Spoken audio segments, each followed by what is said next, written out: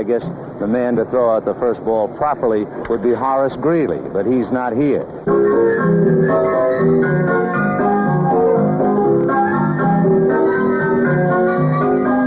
This is the beginning now of what has been called the Freeway Series, the Continental Tilt. For the first time in history, it's California. Now the Dodgers take the field, and they get a roar.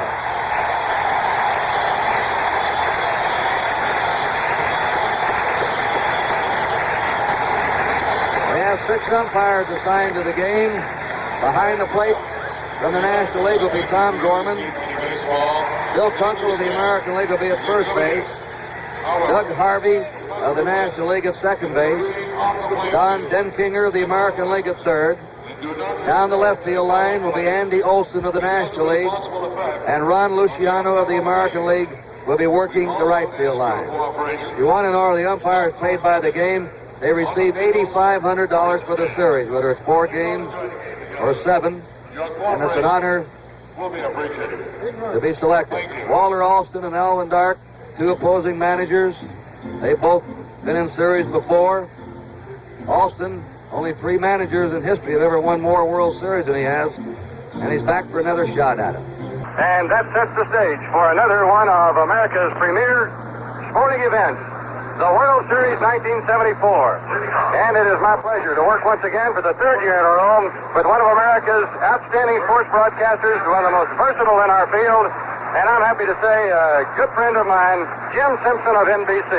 Thank you, Monty Moore. Cappy Campaneris will step in. Had his greatest season with the Fab, hitting .290 during the regular season for the Oakland A's, facing Andy Messersmith, who, as Monty said, has won 20 and lost 6, and has not lost since the 2nd of September.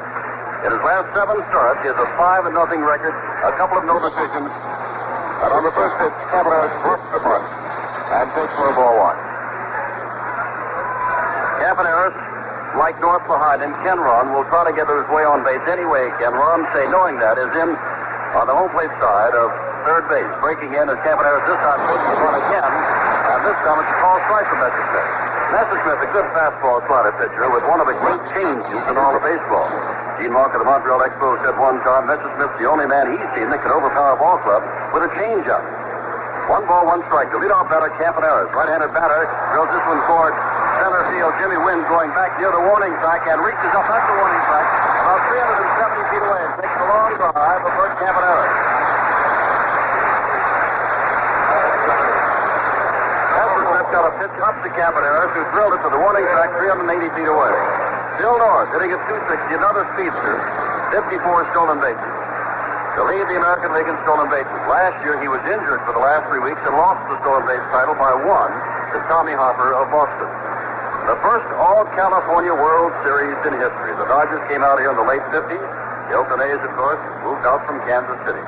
In on the grass is Say as North takes inside for ball 1. When the top of the first, the weather is absolutely perfect. The temperature expected to be about 73 as a high this afternoon. The 1 ball pitch is a strike right down the middle. 1 ball, 1 strike. North taking all the way and now turns around to talk to umpire Tom Gorman behind the plate. Gorman is the senior member of the umpiring staff. This is his 5th World Series. Back again with a low pitch from Messersmith, and it's 2-1. Say continues to hang on the edge of the grass at third base, anticipating the possible bunt by North. North, the switch hitter. Garvey playing back at first base, swing and miss, and it's 2-2. Defensively, Garvey's at first, Lopes at second, Russell the shortstop, Say at third. Buckner out on left, Wynn in center, Ferguson at right, Yeager calling the pitches behind the plate. The 20-game winner, Andy Messersmith. Fouled off and up and out of play off to the left. Count remains 2 balls, 2 strikes to North, the second batter in the 1974 World Series. A slightly later start tomorrow afternoon here in Los Angeles. Day off Monday. Game 3 of the series will resume Tuesday in Oakland. Messersmith ready with a 2-2 pitch. Takes something off this. The bounder on 2 hops to Say at third base. He rifles the throw to first and it's North pulling the Messersmith change to Ron Say at third base. And that'll bring up Sal Bando, captain, who has led the A's in RBIs this year with 103. Led them in 1970, 71, and 72. So in 4 of the last 5 years, Captain Sal Bando has led the A's in RBIs. He and Game 4 of the American League Series. Here's Messersmith's first pitch. Bando's home run. That's the strike. Won the game 1-0. And in the clincher 2-1, he scored both runs. He had walked both times. Messersmith slaughters outside. It's 1 ball, 1 strike. The Bando with 2 outs. At the top of the first, there's no score. Kneeling on deck is Reggie Jackson. Messersmith, the right-hander, back and takes something off, hits the inside corner, and is ahead of Bando. 1 ball, 2 strikes. Jackson on deck. There was some question whether or not he would play because of full hamstring muscle. He says he's 80%. He hasn't fully extended himself. He said he'll do that under fire. Now the fastball has been a swing, but he got a piece of it. A foul tip, but it's still 1 ball, 2 strikes. That was Messersmith at his best. He had Bando out in front of a change and then came back with a good fastball. Bando hardly got a piece of it. Messersmith off the rubber for the moment, rubbing up the ball. They play Bando way around to the left to pull, and he changes it down in the dirt and bounds away from Steve Yeager, the catcher. And it's 2-2. Russell at short over toward the hole, and Wynn pulled way around to left center field.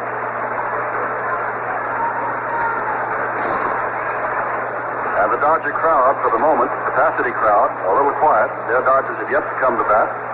They've got 2 down on the top of the first.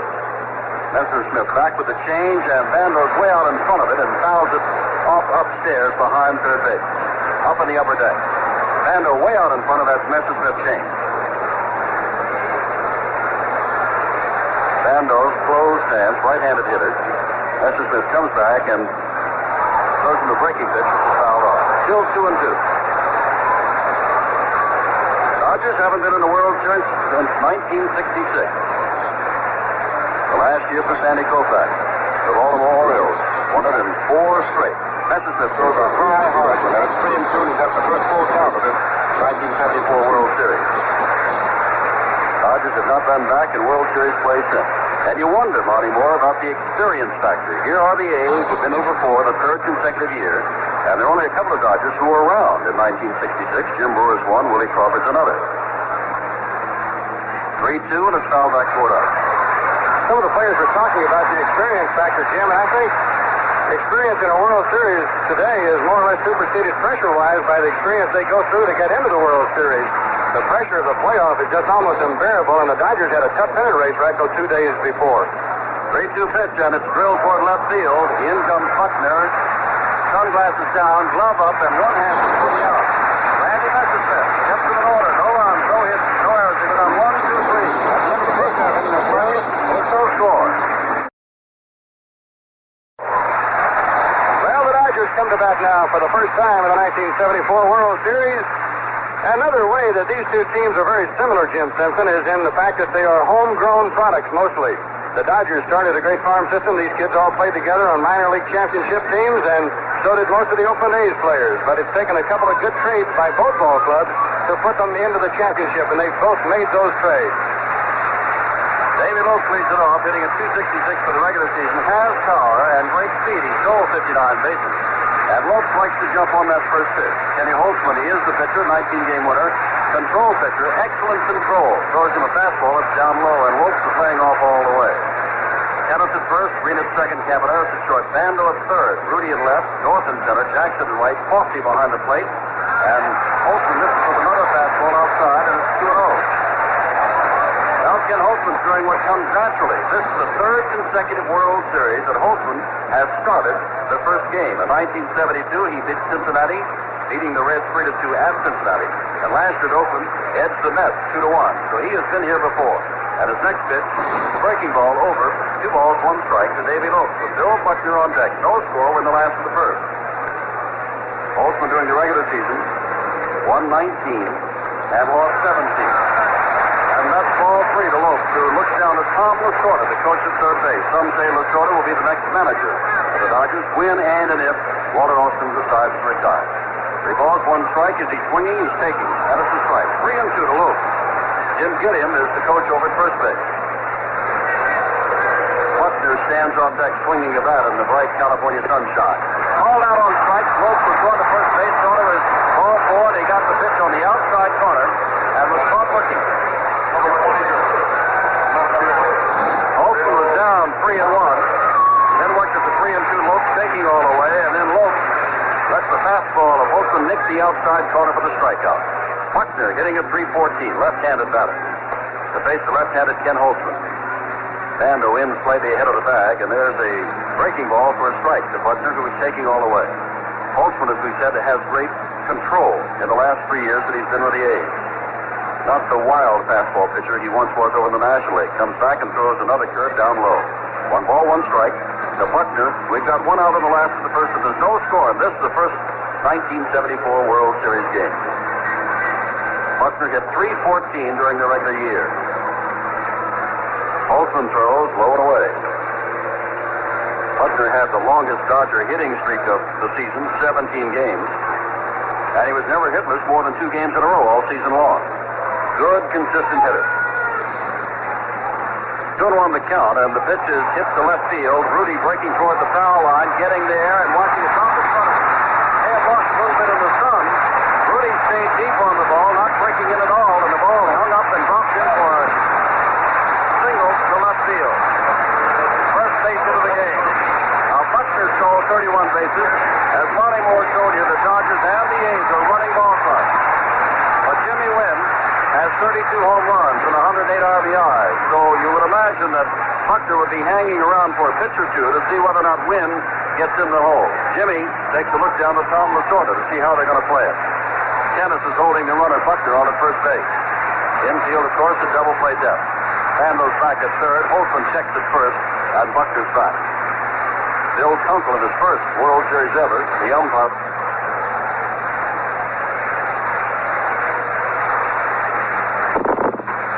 There goes the runner, and the ball is hit high in the air to short left field. Rudy comes in, glasses down, is under this one, and has it. There are 2 outs. Wynn hitting the first pitch. Steve Garvey. Well, talk about your Horatio Alger story. A write-in candidate for the All-Star game, one of the few ever to make it, was sick the day before the game, played in the All-Star game, and became the most valuable player in the All-Star game. Went on to hit .312 during the regular season, .389 in the championship with a couple of home runs and 5 RBIs. So Garvey having quite a 1974. Holtzman checking the runner Buckner, who's on his way, and they've got him picked off. Dennis goes down to second base, and he is out at second base, called out by Doug Harvey. They got Buckner breaking off the bag. Holtzman threw over to Dennis. Dennis down to Green at second base for the tag, and Buckner is picked off. No runs, 1 hit, no errors, and none left. At the end of 1, in the 74 World Series, there is no score. Well, we've already seen one indication of the type of baseball that these teams will play with the men at the top of their batting order. There'll be a lot of running tried in this World Series, and the catchers and the pitchers, particularly the pitchers on how they can hold a man on, and the catchers how they can throw, could make a big difference in this series, which is expected to be a low-scoring one with this fine pitching. Reggie Jackson, the left-handed right fielder, leads it off. He was a designated hitter all through the American League Championships. You can't do that in the World Series.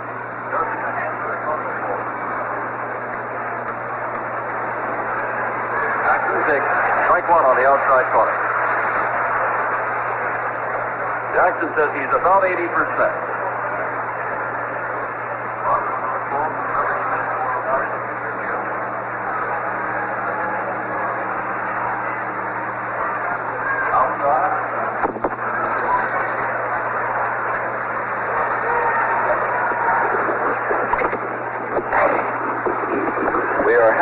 Microphone trouble, and that's why I cut out for a moment, but everything's all right now, and then it's 1-1 to Reggie Jackson. Leadoff batter in the second inning. Messersmith throws, and the ball is hit to the opposite field. Back goes Buckner. Back up, looking at the seats as it drops in for the home run. The last hit that Jackson had drove in the winning run of the championship, an opposite field double in Baltimore, and he gets the first run of the 74 series with an opposite field home run off Messersmith. And for Messersmith, that's been his problem this year. He gave up 24 home runs during the regular season. The first hit, the first run, belongs to Reggie Jackson. And there was a question whether or not he was going to play. That'll be Rudy. Hitting at .293 for the regular season. 22 home runs and 99 RBIs. Rudy, the very fine left fielder of the A's, close stance all the way, right-handed batter, and takes a fastball in tight from Messersmith. Ball one.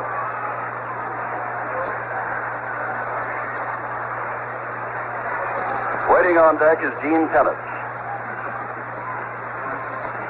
The right-hander Messersmith, there's the change. Swinging a miss by Rudy, who's out in front of it, and it looks as though the ball might have hit Yeager on the hand.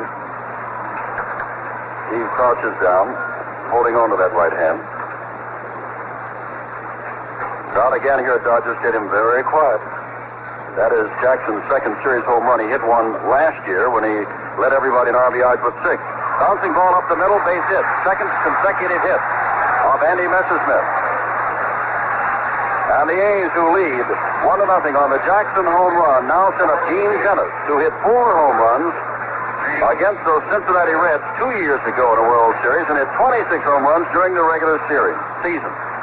Dennis, a right-handed batter, looking down to Bobby Winkles. Rudy, not a real threat to go at first base. He stole only 2 bases all year long. Nobody out. Top of the second inning.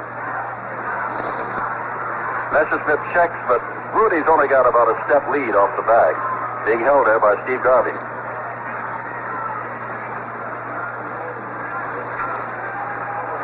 Ray Fosse kneeling on deck. First pitch is a strike at the knees to Gene Tennis. Fastball for Messersmith. And for Tennis, as you would expect, the power hitter, they play him way around to the left to pull nearly everything. Second baseman Lopes is well over towards center field. Down low, the change blocked by Yeager, kept in front of him. And Tom Gorman, the umpire, hands a new ball to Steve Yeager. 1 ball, 1 strike to Tennis, with a score 1-0 on the opposite field home run of Reggie Jackson. Now the crowd, very quiet as Tennis fouls this up out of play off to the right. Doesn't quite make it to the mezzanine. About 20 rows back in the lower deck. 1-2 to Tennis. Dodgers slightly favored to win today's game, slightly favored to win the World Series. Of course, if the A's do win, the odds makers will get together, and that'll change. Another change, and he's got Tennis way out in front, and that's strikeout number 1 for Messersmith. Beautiful change thrown by Andy Messersmith. And that'll bring up Ray Fosse. 196 during the regular season, but as you know by now, injured a great deal of the time as he went to break up the battle in Minnesota between Reggie Jackson and Bill North and hurt his back and was out of play for a good amount of time. 23 RBIs. He gunned down a couple of runners in the American League Championship, throwing out 2 good base runners in Paul Blair and Don Baylor. Right now he's up to hit. Grounds the first ball towards Say. Comes over, throws on to Lopes at second. Lopes is taken out by Rudy. There's no chance for the double play as Fosse is safe at first base. Say, cutting in front of the shortstop Russell, threw on to Lopes for the easy force out, but Rudy took Lopes out of the play. And Fosse's safe at first. 2 out now, and Dick Green, the batter, hitting at .213. Slight breeze blowing from left to right here at Dodger Stadium. The temperature in the high 60s when we began the game.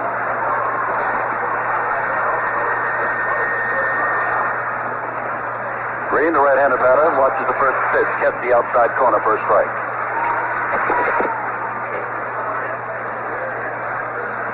Dick Green has been retiring, Monty, for a number of years now. Always seems to come back and always seems to play good second base. Swing and a miss for strike 2.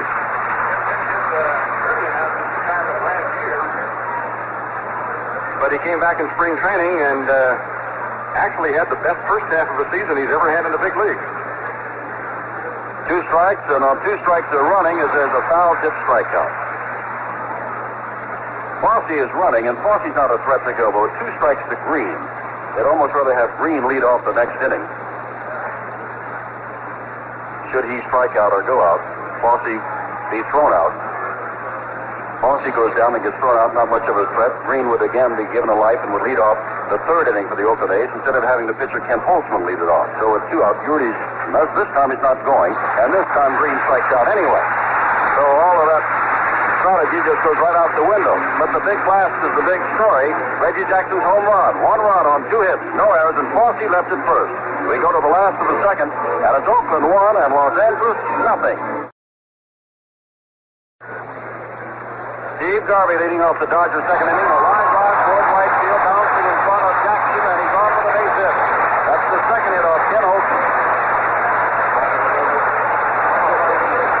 Garvey continues his hot hitting all season long, all throughout the playoffs and now in the World Series. And that brings up Joe Ferguson, the catcher today, playing in the outfield, as he so often does to get his bat in the lineup.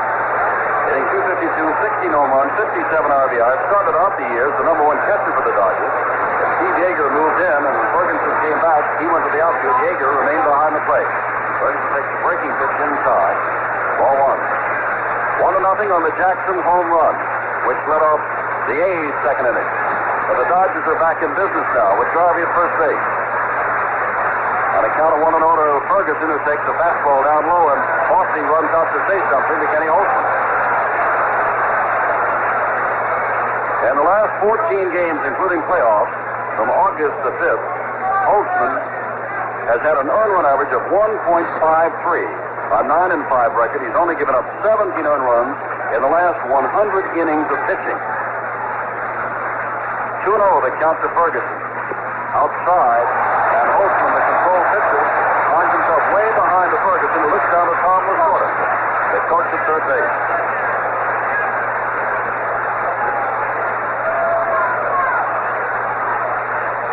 Holtzman throws, and it's too high, and on 4 pitches, Ferguson walks. Garvey goes down to second base, and Ron Say comes up. First walk of the ball game. Say, they call him the Penguin. A short but powerful young man who hit for a .262 average, but with those 18 home runs had 97 RBIs. The Dodgers, who used to be known as kind of a pitch-and-putt ball club, playing for one run in the great days of Drysdale and Koufax, have some power now to go with their big twosome of Messersmith and Sutton with Mike Marshall in the bullpen. They're down by a run, but they've got the leadoff runners on first and second, Garvey and Ferguson. Say, the right-hander, waits. Holtzman pitching, of course, from the stretch, misses outside and high, ball one.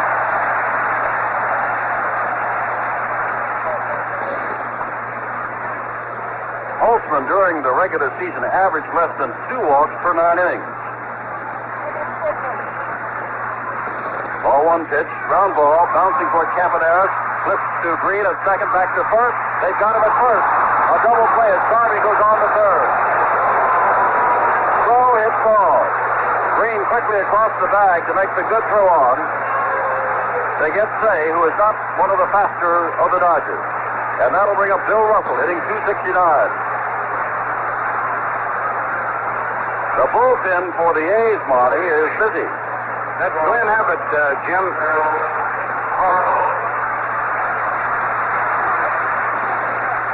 Bill Russell hit .269, 5 home runs, 65 RBIs. The outfielder converted to a shortstop. Made 39 errors this year, but Russell is taking over and improving every year and every game as a fine fielding shortstop. 1-0 our score on the Jackson home run. We've got 2 out and the tying run at third base in the person of Steve Garvey. Holtzman to throw to Russell is taking all the way a strike.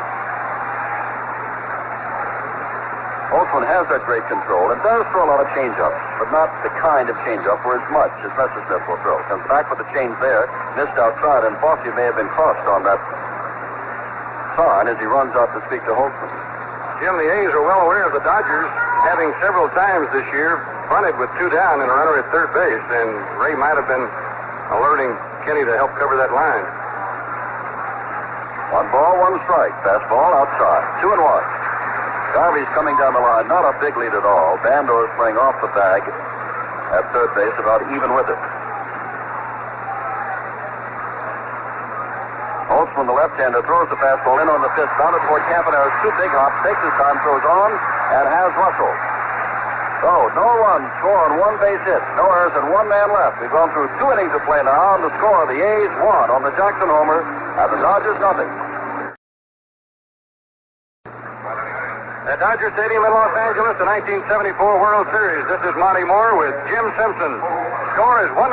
The Oakland A's lead as Ken Holtzman, a fine hitter in the World Series last year, and in 1972, though the A's did not use the pitchers as a hitter at all during the season. Andy Holtzman has not batted in the last 2 seasons. He did walk in 1973, and of course he did bat in the World Series last year. He swings and misses on the first pitch from Messersmith. And as Monty said, Holtzman is a good hitting pitcher. Averaging 158. The strike one pitch from Messersmith is too high, and it's 1-1. Our score is 1-0. Jackson hit a line drive home run to the opposite field, leading off the second inning for the A's. Holtzman, who throws left, that's right, takes down low. It's 2-1. Brilliant sunny day. They haven't had too much rain here, although they did have some rain during the playoffs. But you could tell on the bouncing ball that ended the last inning that the ground is hard. There's a foul tip off the mask of catcher Steve Yeager. 2-2. On deck, the leadoff batter, Canty Campaneris. Tomorrow, Don Sutton is expected to go for the Dodgers, and Vida Blue for the A's. Low and away to the pitcher Holtzman, and Messersmith has gone to a 3-2 count on the pitcher. Well, you wonder whether or not Messersmith here will just challenge him with a fastball or give him the change. He gives him the fastball and foul back upstairs. It's 3-2. Whoops, and hits right on top of our booth. Now there's a pretty good breeze blowing toward right center field. 3-2 pitch is down low. He did not go around. Yeager asked for the appeal play. Bill Kunkel, the American League umpire at first base, says he is safe, and so Holtzman is walked to lead off the third inning. First walk given up by Messersmith, and that'll bring up Campaneris. Campaneris with a 1-1 count. Messersmith got a fastball up high to him back in the first inning, and he drove Jimmy Wynn deep in left center field to haul in his long line drive. Campaneris had only a couple of home runs all year, but has been known to hit the long ball, especially when it counts most in playoffs or in World Series. Right-handed batter, Say in, looking for the bunt at third, and he's bunting his way on, if he can, to Messersmith, who has to go to first base, and the sacrifice works. Holtzman races down to second. And that'll bring up Bill North. They rounded a change from Messersmith toward third base, and Say threw him out back in the first inning. North, the switch hitter, walking around, swinging the bat, not yet in the batter's box, and then gives it a kind of a golf swing, and now steps in. Holtzman standing hands on hips, taking a slight lead off second base. Messersmith adjusts his cap. On deck is Captain Sal Bando. The infield, looking for the double play. Say is in at third base. North waits. Messersmith throws a change, and there goes the bat all the way past the Oakland dugout. North trying to hold up, and he realized it wasn't the good Messersmith fastball, just let go as he waved at the change. It's strike one. There's so many good hitters that will lose the bat many times. So Tony Oliva will, for example, such as their touch, but they just lightly grip that bat except at point of impact, and they just let the ball go flying away from them. Oliva can throw them in the stands better than anybody I've ever seen. Dick Green on the A's team does that a lot, Jim. It's because of a bad finger he has on his hand. He can't hold on to the bat. Strike one pitch to North. Fastball too low, and it's 1-1.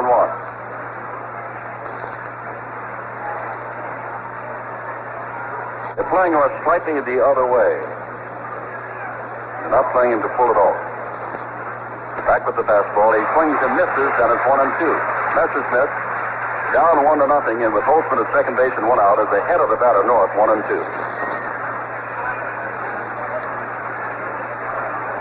The whole country's excited about this World Series, the first all-California World Series. A lot of people are going around with a smug look on their face, saying, "I'll tell you, a California team will win it." Swing and a miss on the Messersmith change. Strikeout number 3. That's the second time he's got North on a change. Once on a bounder to third, and now on a strikeout. And with 2 out, here comes Sal Bando, who lifted a fly ball to short left field of Buckner to end the first inning. 0 for 1 in the 74 series. Holtzman standing on the bag at second base. Messersmith now peering down to Yeager for the sign as Holtzman leads off.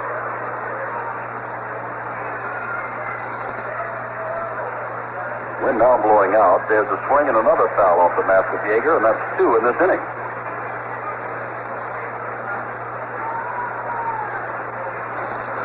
The Dodger crowd very quiet. Their team down by a run.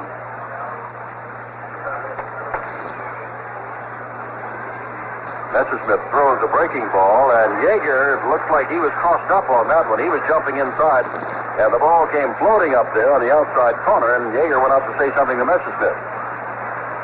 1-1. Well, you always talk about pitching in a short series. You couldn't ask for two more accomplished pitchers than today's matchup or tomorrow's matchup. 1 ball, 1 strike.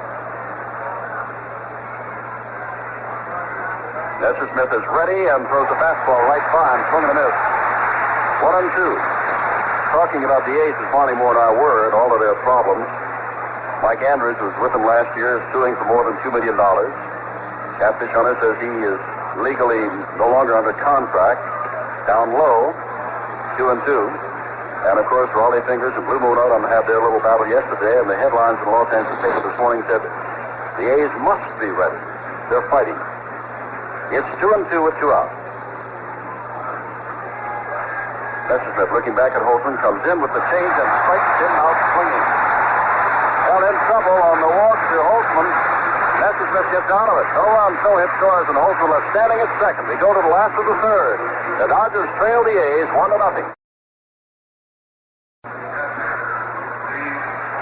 Ready to go into the last half of the third inning now. The score 1-0. Oakland over Los Angeles. Jim? And you know what? You're going to talk about good shaves at the end of the inning. I can tell by the look on your face. We go to the last of the third. Here's Yeager up for the first time. 1-0. Holtzman, the pitcher out there for the Oakland A's. Yeager, like so many of the Dodgers, in the double figures in the home run department. An even dozen during the regular year. Bouncing ball up the middle. Green can't get to it. Base hit. That's the third base hit for the Dodgers. But the big point is that until now, the first men that have gotten to base have not been able to score. Say was left at third. Or rather, Garvey was when Say bounced into a double play back in the second. And Buckner was picked off of first back in the first inning. So now the Dodgers will try to get their game going again. Yeager, not the real threat to go, as are so many of the other Dodgers, meaning, of course, Lopes and Buckner and Wynn and Russell. Andy Messersmith up there. Bando creeping in at third base. Messersmith squares around the pond and does so foul past the Oakland A's on-deck batting circle. And it's strike 1. From Los Angeles, California, sunny skies, the hills extending out beyond center field, right field. Beautiful Southern California weather. And here we are in the middle of October, the 12th day of October, the first day of the 1974 World Series, and we've got a full week ahead of us. Consultation is over. Holtzman is ready. Messersmith with a count of 1 strike. They're still anticipating the bunt, but they'll check Yeager at first base because tennis is going to break just as soon as Holtzman is in his motion, and he wants to hold Yeager as close as he can. Yeager with pretty good lead off first base now. Now they're breaking in, and the pitch is outside, and it's 1-1. Messersmith didn't even have to offer it that, and now he looks down to Tom Lasorda at third base. Lasorda tells him whether or not the hit or bunt sign is on, and you never can be quite sure with Messersmith. He hit 240 with a home run and 11 RBIs. He can swing the bat, but he's around the bunt again, and they miss outside again, and it's 2-1. Holtzman is well aware that Messersmith can swing the bat. Most are expecting the bunt.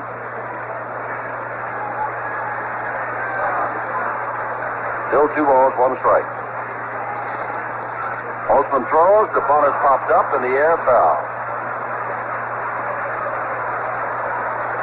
You know, we mentioned at the beginning of this game that Holtzman was starting his 3rd consecutive World Series game in as many years. He's opened up the World Series each of the last 3 years, including today. The only other pitcher to do that is Whitey Ford. Started 4 openers in a row, 1961, 62, 63, 64. More correctly say, Holtzman is the first since Ford to do that. Ball is hit towards center field. North back now, comes in, watches it hit in front of him, and Yeager, decoy, just does make it to second base. Didn't know whether North had that ball or not. And there's a good hitting pitcher. He was swinging away on a 2-2 count. The first 2 men are on as they were in the second inning. And Wolf called out, thinking that he had a base on balls in the first inning, was called out on the strike on the outside corner, comes up again. 1-0 Oakland on the Jackson home run in the second. But the Dodgers are threatening. And the crowd, for really the first time, has come alive here at Dodger Stadium. They're looking for at least a run out of all this. Holtzman to throw to Lopes. He squared around the punt, and it's outside. Ball one to Davy Lopes. Sal Bando walks over to say something to Holtzman. We had some activity in the Oakland bullpen an inning ago, but none thus far in this inning.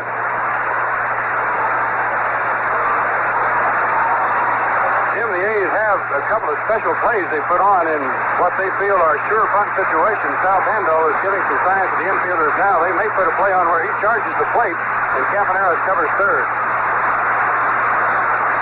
That's what's going on right now. Now the pickoff play at second base as Green comes over. What they hoped there, Yeager was watching Campaneris break toward third, but Green was breaking behind him to the bag. The throw from Holtzman not in time.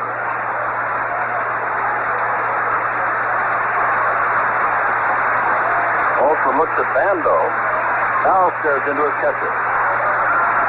Lopes, the right-handed batter, waits. Misses. Outside, and Bando was in toward home plate. Campaneris was at third. Green was over at first. 2-0. Holtzman, a control pitcher, down 2-0 to Lopes. He walked Ferguson back in the second on 4 pitches.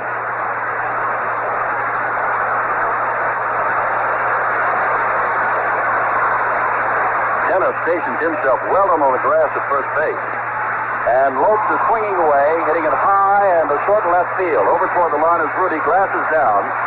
And right at the line, he is pounded into by Campaneris coming out, but holds on to the ball, and Campaneris is mildly shaken up and now comes back.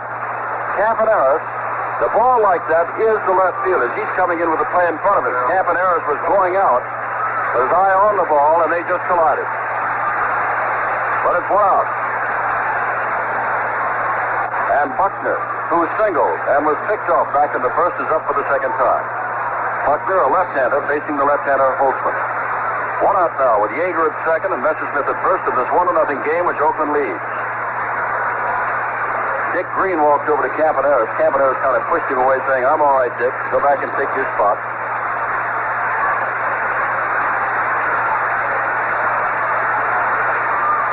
Holtzman is ready, and Buckner stepped in. Now pickoff attempt at second. At least Campaneris is running to second. Holtzman never got the ball out of his glove to throw it to second.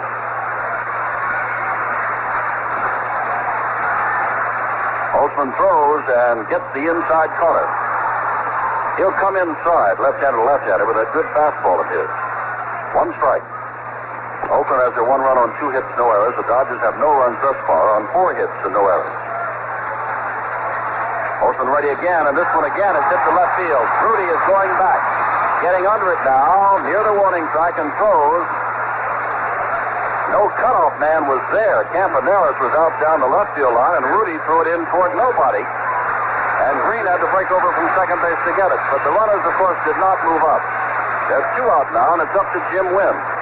Wynn jumped on the first pitch he saw in the ball game back in the first and flied to Rudy in short left. But Wynn has been a man for the Dodgers since coming over. Got that great start. Wound up with 32 home runs and 108 RBI. The toy cannon, all those years with Houston, now a Dodger and now in a World Series. Right-handed batter, not big but very powerful. Holtzman throws to him a change, and it's a strike.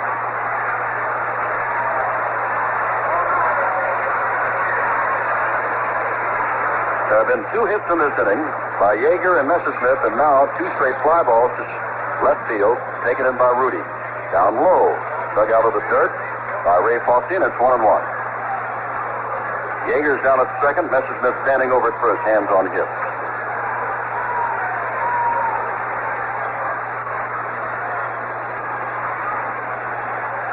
Jim Wynn with the closed stance, staring out at Holtzman. Green playing games with Yeager down at second base. Now goes back to his regular position. James misses outside there. And the count goes to 2-1 with 2 out to Jim Wynn. Not only are North and Rudy pulled around to the left, but they're playing Wynn extremely deep. Ball is grounded toward Bando, a good third baseman who tags the bag at third, and again, the Dodgers go frustrated. No runs after the first two men got base hit.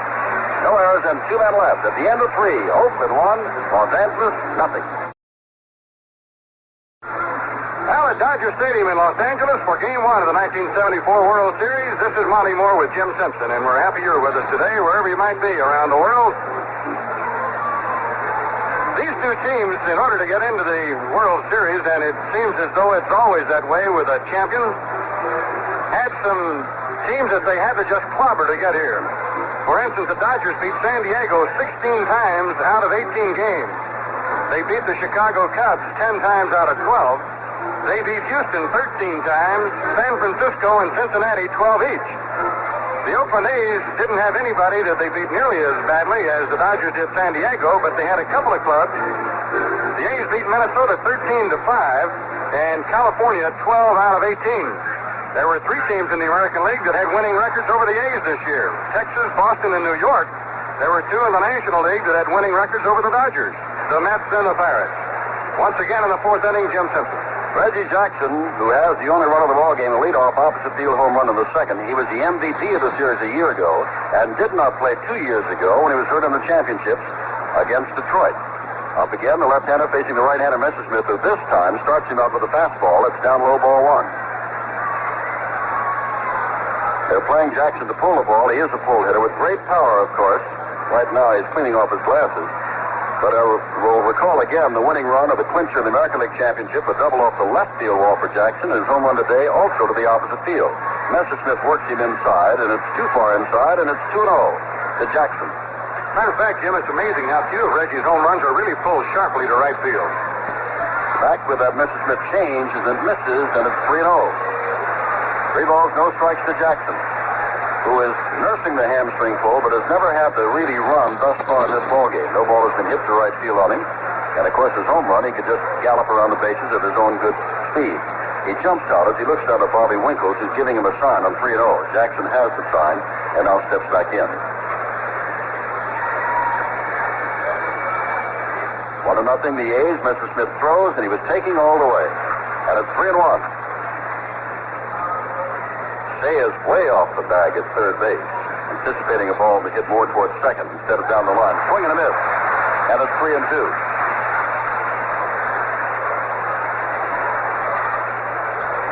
3 balls, 2 strikes to Reggie Jackson.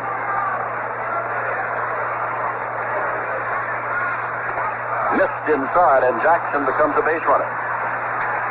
Ball 4 as Messersmith walks his second. Now, we wonder about Reggie Jackson's ability to go, and I'm sure, Monty, the Dodgers are wondering the same thing. During the regular season, he stole 25 bases, but does have those slight hamstring pulls. Yes, and they wouldn't know by watching him the last 2 weeks whether he can go or not, because he has had that, and he's nursed it, and he's just tried it even in the playoffs. But before he hurt that hamstring muscle in Chicago the last Sunday of the season that we were there, he had been stealing bases and stealing them very, very well. He was trying to steal 30 for the season. He wanted to hit 30 homers and have 30 steals. Joe Rudy singled and was later forced. Stepped in. High fastball, pitched on first base, and he's back just in time. Oh, Yeager uncorked the throw. It was a little high, and Garvey had to sweep around with it. And had it not been a little bit high, Jackson might have been out. Yeager put that one. What a quick release. Well, we were wondering whether he's not was going to go or not. Yeager was going to test it too. Nearly had it. Jackson did not have that good a lead. It was just the quick arm, the strong throw of Yeager that made it close. Ball 1 to Rudy. That's the strike on the outside corner at the knee. 1-1. Rudy stares down, wipes the dirt away with his feet, and now steps out.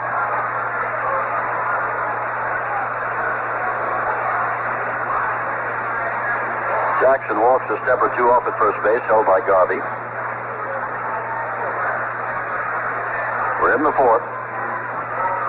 Messersmith looks and now throws, and the ball is fouled off to the right, and it'll hit behind the Oakland dugout. 4 or 5 rows deep. 1-2.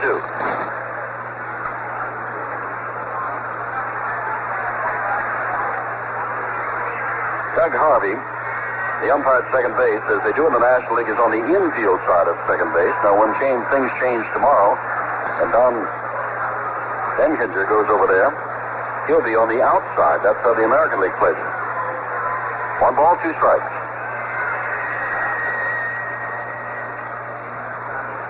Rudy watches one just miss. Many of the Dodger fans did not think it did miss.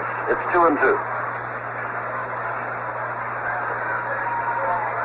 We've had a man picked off. We've had a double play, but the only real excitement, the big blow of the game, has been that of the home run by Reggie Jackson in the second. Dodgers have sitting rather futile, getting the leadoff first 2 men on in both the second and third, and not able to score. Rudy swings and misses and strikes out. Strikeout number 5 for Messersmith, and he struck out 3 of the other 4 men, the last 4 men that he's faced. Tennis, who struck out, swinging at a change in the second inning, is up again. With 1 out now, and Jackson on at first.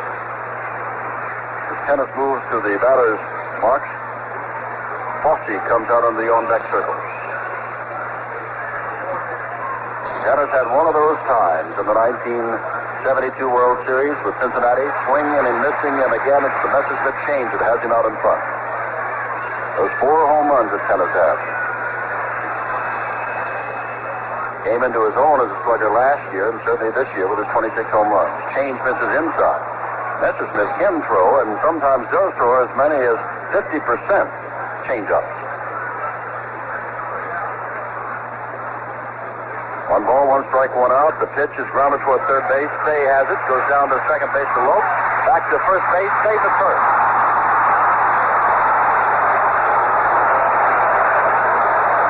By Bill Kunkel of the American League. His Tennis, not a fast man, nevertheless beat that one out. And that'll bring up with 2 out now, Fosse, who forced a man back in the second inning. I think that might be a double play the Dodgers missed because they didn't know Gene Tennis well enough. He really is a faster man than most people think for a spotty little guy like that. He runs pretty well on the bases, and Lopes came across that bag at second base. Reggie never did slide. He just went at him straight. And I think Lopes thought he had more time than he did. Tennis at first. Fosse takes low ball 1. Well, for the Dodger fans, as we said, it's been an afternoon thus far. We're only in the 4th inning of futility. They're not out of the ball game. They're only down by a single run, the only run of the ball game. But nothing has gone right. They call for the umpires, and they think that's outside ball 1. And, of course, their own batters who have gotten on base and haven't been able to be moved around to score. 2-0 is the count now to Fosse.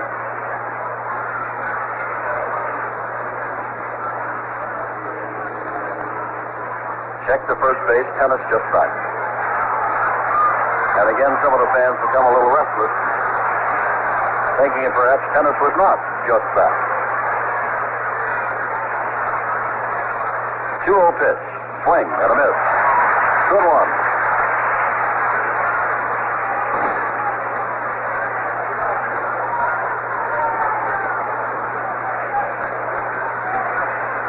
Messersmith, like Holtzman, a very fast worker. They're running, and there's the ball drilled down the line, and it's just foul.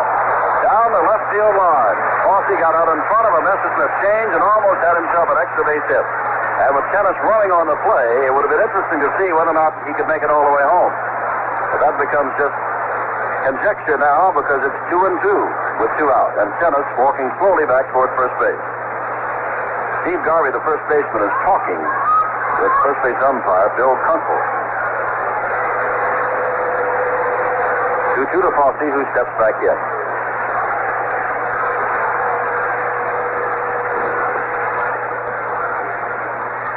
Messersmith throws, and it's the outside corner. Got him looking, and that's strikeout number 6 for Messersmith. No runs, no hits, no errors, and 1 left. We go to the last of the 4th, and Oakland still leads Los Angeles 1-0.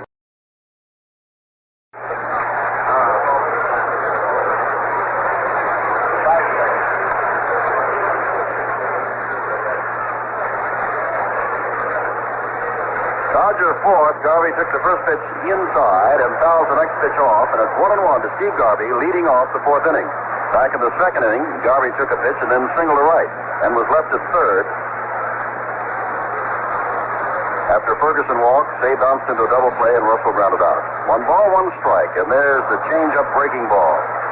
And Garvey misses. It's 1 ball, 2 strikes.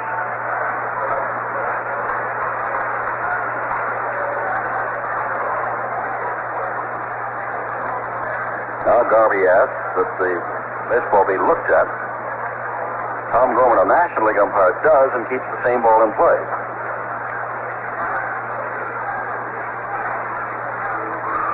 Ken Holtzman staring in to Ray Foxy for the side, and now has it, acknowledges it, and throws. It's a breaking ball, and it's fouled behind the plate. Still 1-2. I haven't been to the Dodger Stadium in some time, Monty Moore, and of course you work in the American League, but the crowd is very quiet, with the exception of when the Dodgers have something going, because this is a sellout today. I'm sure there's some seats empty, but I don't see them. Accidentally fouled off behind the Oakland dugout. Count remains 1-2. Garvey was actually trying to check his swing, hold back, and the ball hit the bat.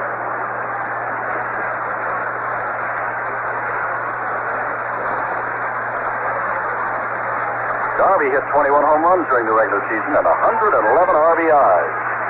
1-2, and he grounds this one to Campaneris. Down low, Canty picks it up and throws on to Tennis, and there's 1 out on the Dodger fourth. And that'll bring up Joe Ferguson, who walked on 4 pitches back in the second inning. 1-0 our score, the only run of the ball game, a leadoff home run by Reggie Jackson to the opposite field back in the second inning. And Jackson was a source of wonderment all week long whether he would be able to play after being used as designated hitter only during the championship because of the pulled hamstring. Ferguson takes the first pitch at the knees from Ken Holtzman, strike 1.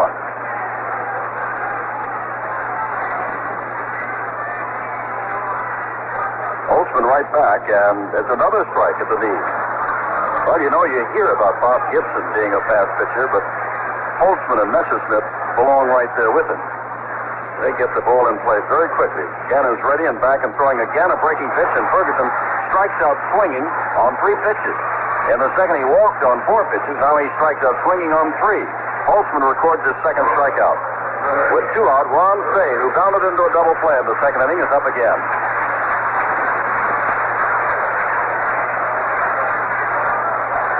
White or blue tomorrow for Oakland.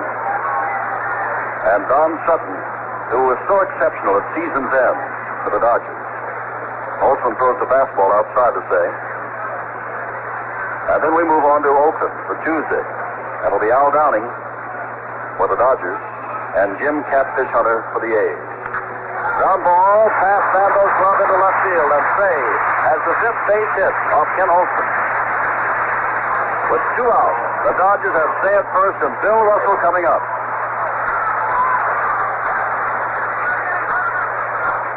Sando leaped to his left, couldn't quite get there. The ball went under his glove and was fielded by Rudy in short left field. Russell takes a look down to Tom Lasorda, the third base coach, before stepping in.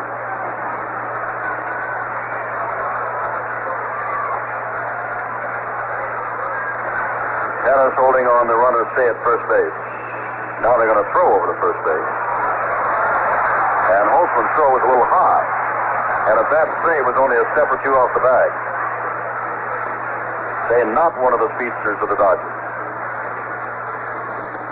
Holtzman throws, swing and a miss by Russell. And it's strike 1. The sun is bathing Dodger Stadium. The temperature in the low 70s.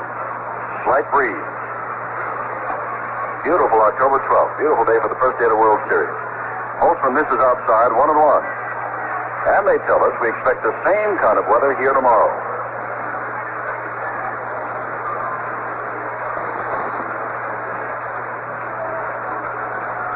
Holtzman looks at Say and now comes in and just does miss. Russell started to offer at the change. Laid off, and it's 2-1.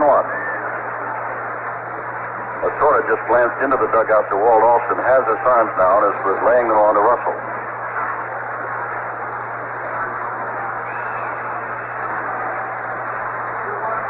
Ground ball toward the hole. Campaneris in the hole, has it bounced off of him. Say is on his way to third base. Campaneris up with the ball, throws wildly to third base. Sando gloves it. Runners at the corner. Ball took a bad hop coming coming up, and it's a base hit. So 6 hits.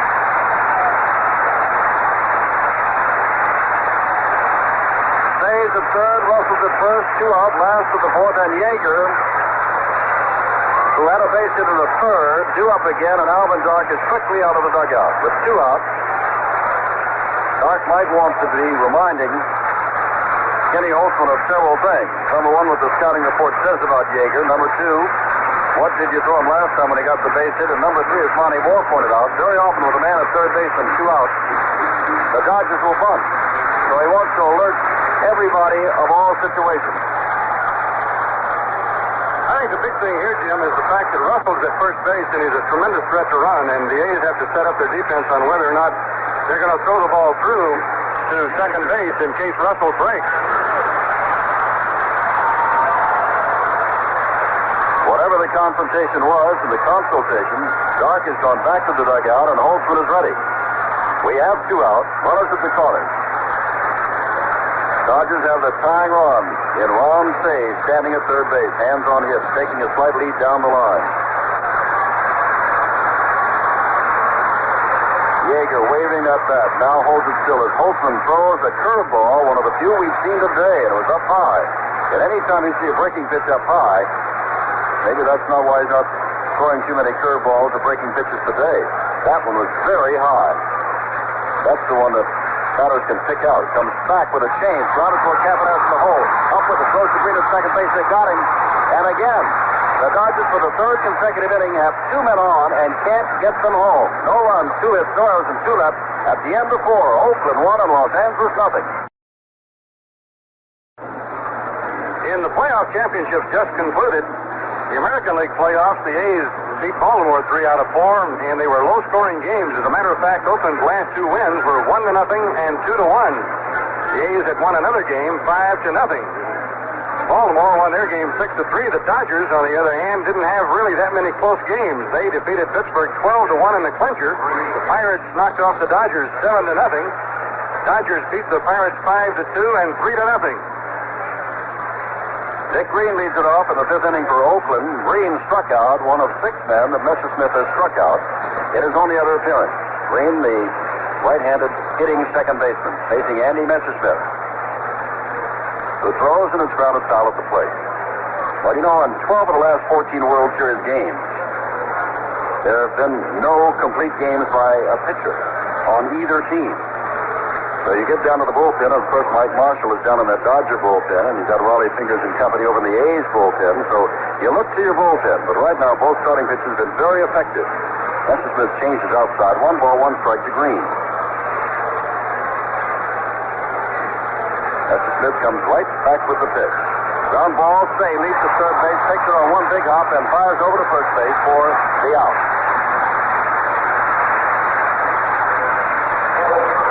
That'll bring up Holtzman, who walked. By the way, they tell us that many of you listening in this country and around the world hear kind of an echo from our broadcast. Well, it's because of the habits of the Dodger fans over the year to bring transistor radios to huge Dodger Stadium and listen as they watch.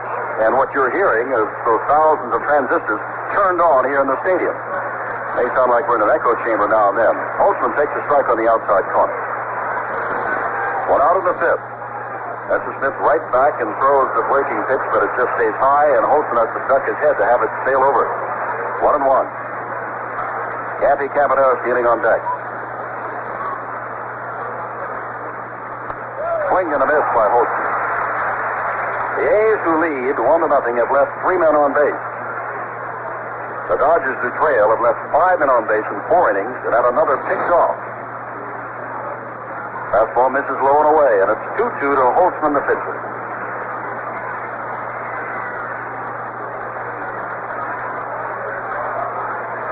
Messersmith throws again. Ground ball inside the bag. Fair ball at third base. Holtzman on his way around first base. Into the corner goes Buckner in left field, and lets it just roll out to him with a stand-up double. Into second goes Kenny Holtzman. Holtzman got out in front of that change of Messersmith and pulled it right down the line. Say could only give it a glance as it roared past the bag. And with 1 out, Cavanagh is coming up. Almost identical to the hit he had last year in the first game of the World Series in Oakland, Jim. He hit it on the ground just like that, right by the bag, and got a double. Campaneris is fly to win in deep center field and a sacrifice. And of course, there are a lot of things you can do and a lot of ways you can tie the ball game if you're only one run down. This second run becomes very important to the A's and to the Dodgers in this tightly pitched first World Series game. And now Messersmith, Yeager, and Fay are going to have a confrontation at the mound. North is the on-deck batter. Fay trots back to third. Yeager comes back. And Campaneris has been standing in the batting box all along, just waiting. Now sets himself, looks down to third. Holtzman, pretty good lead off second base. Cappy looks as if he was going to swing. It's high and outside. Fay is at third base like he might be punting for a base hit. The Dodgers play Campaneris in center field over towards left center, and no American League clubs play him over there. That's the strike at the knees. Well, that line drive, long drive of Campaneris' Monty back in the first was to left center, and Wynn was playing there, was able to get to it. 1-1 now to Campaneris.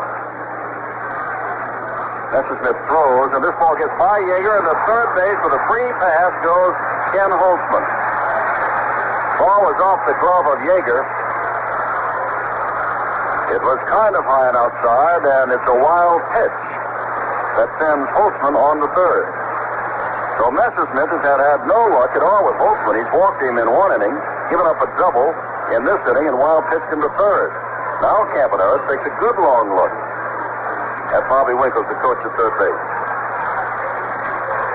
Still out of the batter's box, and now steps back in. Infield now comes in as a result of Holtzman getting a free pass over to third base, looking to cut off the second run. The only man back at all is Russell at shortstop. Garvey, Lopes, and Say are all at least even with the bag. 2-1, Campaneris swings at a low fastball and misses. It's strike two. 2-2.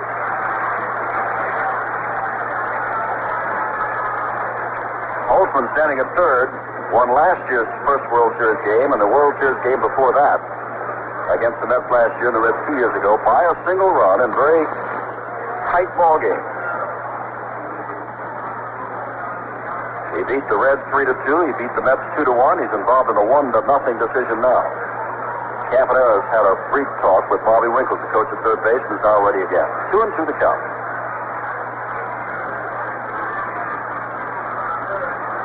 Holtzman digging, and there's the bunt.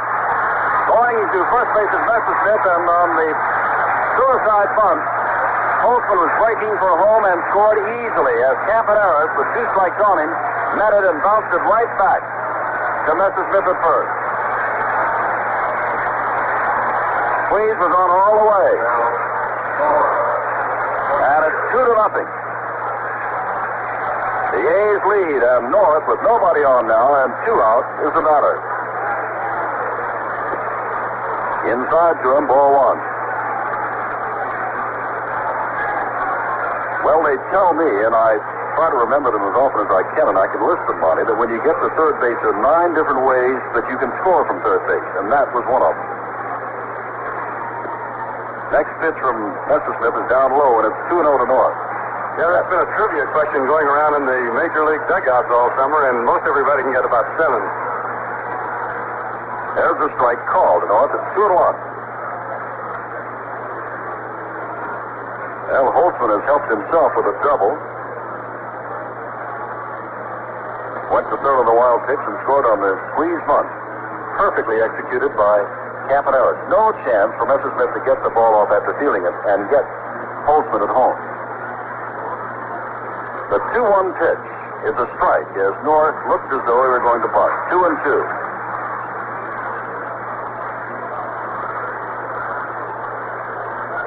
The A's haven't had too many base runners and have gotten a couple home. One on a home run, of course. The Dodgers have had a lot of base runners. That's inside and 3-2, and haven't been able to get anybody home.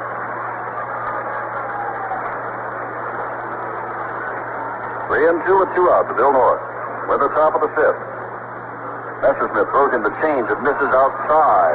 And there's another base runner as Messersmith has walked his third man.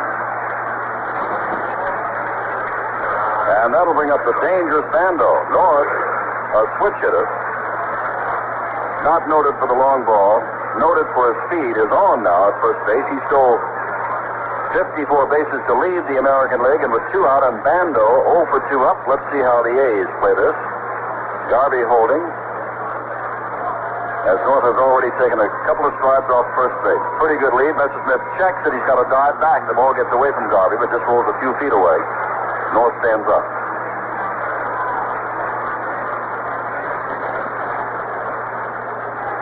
Lope signaling to Ferguson out in right field to come a little bit more toward the right field line. Now a quick throw back.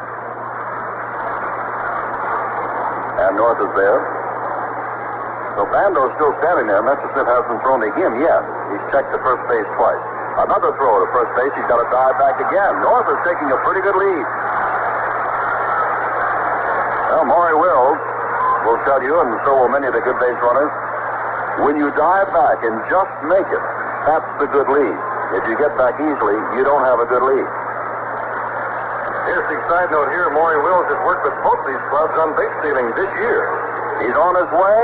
Inside pitch. Jacobs throw down to second base. Is waiting for him, and they throw him out. Tag put on him by Lope. North is thrown out by Yeager. 1 run on 1 base hit. No errors but a wild pitch and nobody left. We go to the last of the 5th. Oakland leads Los Angeles 2-0. Hello again from Dodger Stadium in Los Angeles, California. This is Jim Simpson along with Monty Moore. We're in the first game of the 1974 World Series, and hello to you wherever you are around the world, in Europe, South America, at sea, or in Japan. All listening to us through the American Forces Radio Television Service and, of course, across our country on the facilities of the National Broadcasting Company. We begin now the last of the 5th inning. Pitcher Andy Messersmith, who singled back in the 3rd inning, is the first man to face Ken Holtzman. Holtzman has a 2-0 lead, and we're having a break here for a moment as some sunglasses are being picked up by Dick Green over near the Oakland dugout.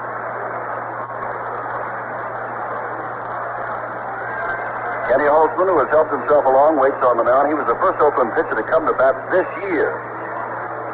And he is, as you know, he has walked and doubled this year, and he's 3 for 9 in World Series competition. And all 3 of his base hits were doubles. Monty recalled one of them to you. Now Dick Green has his glasses at second base. Messersmith looks down to Lasorda before stepping in, and as we begin the last of the 5th in a 2-0 game which Oakland leads, here's the voice of the Oakland A's, Monty Moore. Thanks again, Jim, and hi, everybody. Andy Messersmith, the batter, and here's the pitch, and it's bunted foul off the first base line. Messersmith has all the written reports about him in the A's hands as to what a fine all-around athlete he is, and he just showed right there that he feels he has good speed. He tried to bunt his way on. He is an excellent fielding pitcher, a good hitter. He had 23 hits for the year and drove in 11 Dodger runs.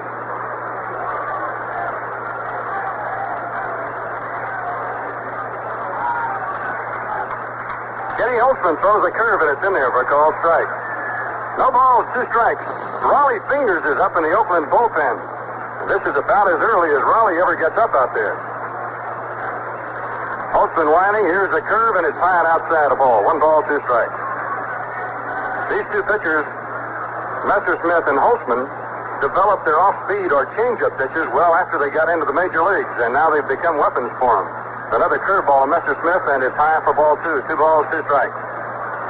The A's 2 runs on 3 hits. The Dodgers no runs, 6 hits. They played airless baseball here today. Holtzman throws a fastball that's fouled off into Dodger Stadium behind home plate.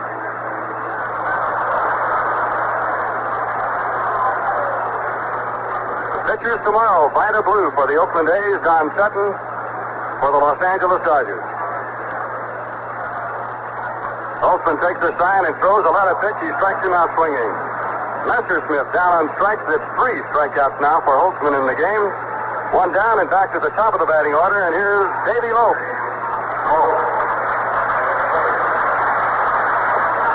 Boy, what an exciting player this guy must be to watch every day.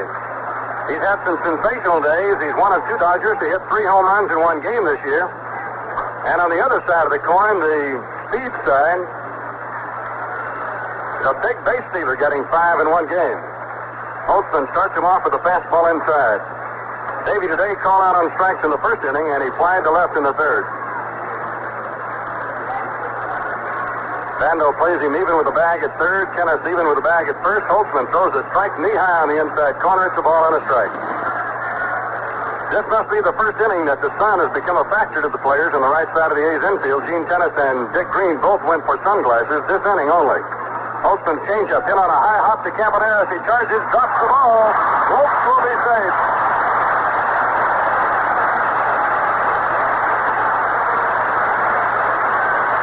Davy Lopes hit a high hopper behind the mound.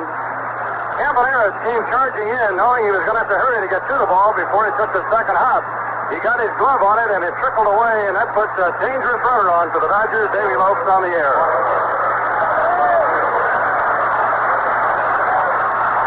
Speed is a factor in baseball in many ways, and that's one of the ways defensive players, realizing the speed of a runner, oftentimes make mistakes in haste, and Campaneris did just that. Now here's Bill Buckner, the Dodger left fielder, with Lopes leading off first. Holtzman drives him back in with a throw over there. 1 out, 5th inning, 2-0, Oakland leading.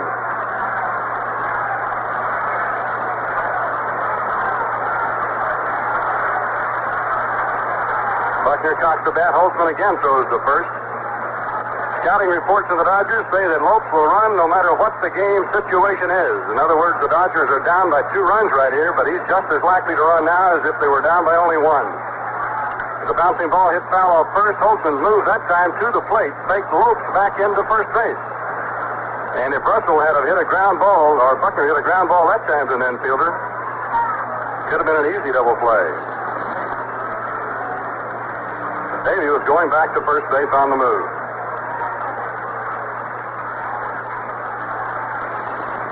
Holtzman lobs the ball to first again.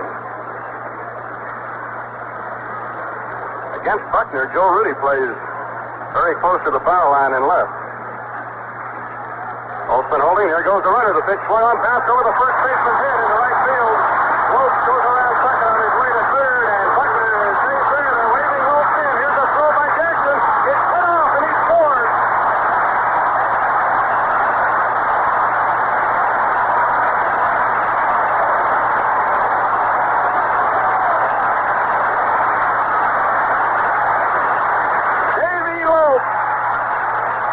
On the pitch, Buckner hit a bouncing ball over Gene Tennis's head down the line in right field. Reggie Jackson picked up the ball and threw it towards the plate.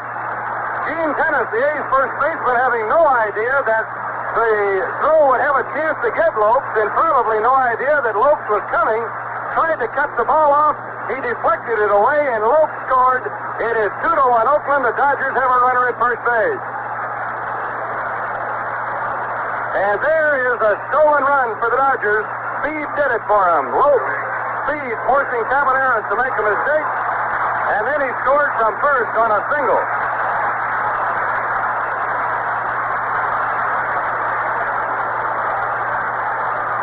So the Dodgers have Buckner on at first. Only 1 out. The batter is Jimmy Wynn, as the Dodgers have broken the scoring ice here. Buckner leading away. The crowd now is letting itself be heard. Buckner with 31 steals for the year. Holtzman's pitch outside a ball. It's 1-1. Jim, what do you think? If the ball hadn't been cut off, would they have had a chance? Well, 2 things. Number 1, Jackson is charged with an error for his play out there in right field. And secondly, Lopes almost stumbled going around second base. I was surprised. Had not Jackson made the error, no chance for him to come home.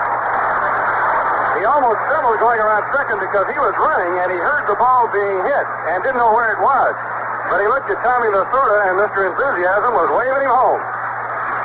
2-0 the count on Jimmy Wynn. Let up hit off the end of the bat towards first base. Tennis can't get it to the ball before it goes foul.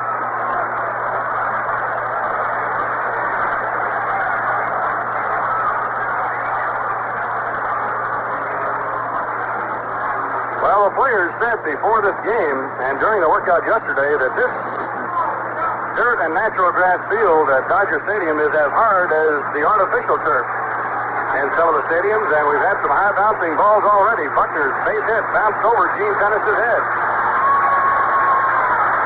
Holtzman to the plate with a let-up pitch. It's high and outside, ball 3. So the A's have made 2 errors here in this inning, and the Dodgers have made them pay for it. 3-1 to win. Big lead for Buckner. Draws a throw, and he beats it back over there to first base.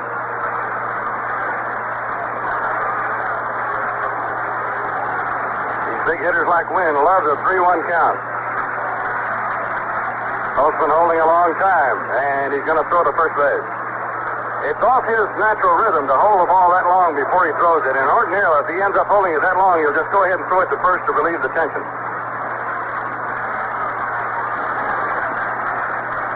Here's a pitch to the plate. Low and inside, he walks it. So the Dodgers now have the tying runner at second base. Alvin Dark is going to the mound right here. And we'll pause 35 seconds for station identification. Los Angeles, California, Dodger Stadium, an excited Dodger Stadium now as the Dodgers are on the scoreboard. And Ken Holtzman is finished for today. They began to call Alvin Dark the fastest hook in the West for the way he quickly pulled out some pitches. Today he has removed Ken Holtzman after just 4 1/3 innings. And the runner who has scored reached on an error and scored on an error. But the walk to Buckner, or rather the base hit to Buckner and the walk to Wynn, convinced Alvin Dark that it's time to come on and call on Raleigh Fingers. Now, Fingers, during the regular season, was in 76 games, won 9, lost 5, had the fine earned run average of 2.65. Holtzman was finished, and remember, he had won games in each of the last 2 World Series as a starter in the first game by a single run. He is through today after 4 1/3 innings. 1 run, which is not earned at all, is chargeable, of course, for Buckner and Wynn both. He allowed 7 hits, struck out 3, and walked 2. Raleigh Fingers coming on, pitched in 6 games in the 72 series and 6 again in 1973. And in 1974, he led everybody with those 76 appearances. Now, Raleigh Fingers has been under World Series pressure before, and he is one of the few, A's Monty Moore, that retained one of those colorful mustaches that the Oakland A's in their first championship year in 1972 wore. And, of course, Raleigh Fingers is the man that was in the pushing and shoving match with Blue Moon Odom yesterday and had 5 stitches in the back of his head while Odom came up with a slightly sprained or maybe more than slightly sprained ankle. But Fingers is in there. The Dodgers are in business with Buckner at second and Wynn on at first with 1 out. And the score is now 2-1 Oakland, and stepping in is Steve Garvey, and here again is Monty. One thing that the A's have to look out for with Buckner at second base is that many times this year he's stolen third. As it stands right now with runners at first and second, the double play is in order, but if they don't hold Buckner at second base, they can lose that double play. Garvey, the Dodgers' long ball hitting first baseman is up. 1 away. Fingers first pitch at a breaking ball, and it's right in there on the knees for a call strike. Raleigh throws a big breaking slider. And overhead sinking fastball is his big out pitch.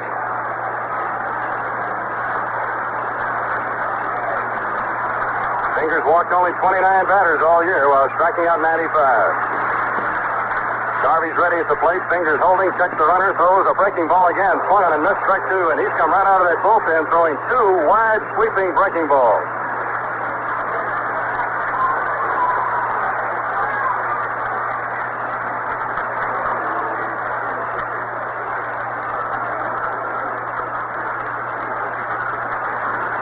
Steve Garvey, the Dodgers' big RBI man with 111 on the season. Down the count 0-2. Fingers throws a fastball right by him, swinging, strike 3. I don't think a man could come out of the bullpen and throw 3 better pitches out of 3 than Raleigh Fingers did just then. Here's Joe Ferguson, the Dodgers' right fielder.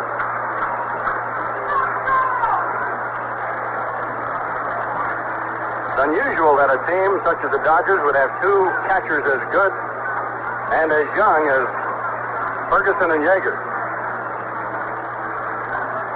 Ferguson's so good with a bat, they find a spot for him in right field. Fingers checks the runner. Here's the pitch. Breaking ball. Check swing foul. Back into the crowd. Strike 1. Scores the Oakland A's 2. The Los Angeles Dodgers 1. The Dodgers have out-hit the A's 7-3. 2 errors have been costly here in this, the 5th inning.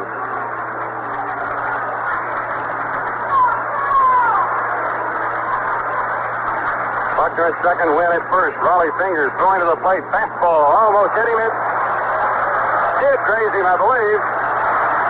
Ferguson is given first base. That's going to load the bases for Ron Fay. Raleigh Fingers fired an overhand fastball that took off inside on Ferguson. He tried to bail away, but it just grazed him. And now Fingers has a bases-loaded situation. A pitch to the Penguin. Ron Fay, the Dodgers' little third baseman. You don't have any easy outs in the bottom part of the Dodger batting order. Here we are at the number 6 spot of the order, and the man batting here drove in 97 runs and hit 18 homers for the year. He's infield back all the way. Shaded a little bit in left center field for him in the outfield. Fingers will go to the windup for the first time in the game now. And here's his first pitch to save. Sinking fastball is low, ball one. A walk, a hit batsman, and 2 errors. And the Dodgers are in business.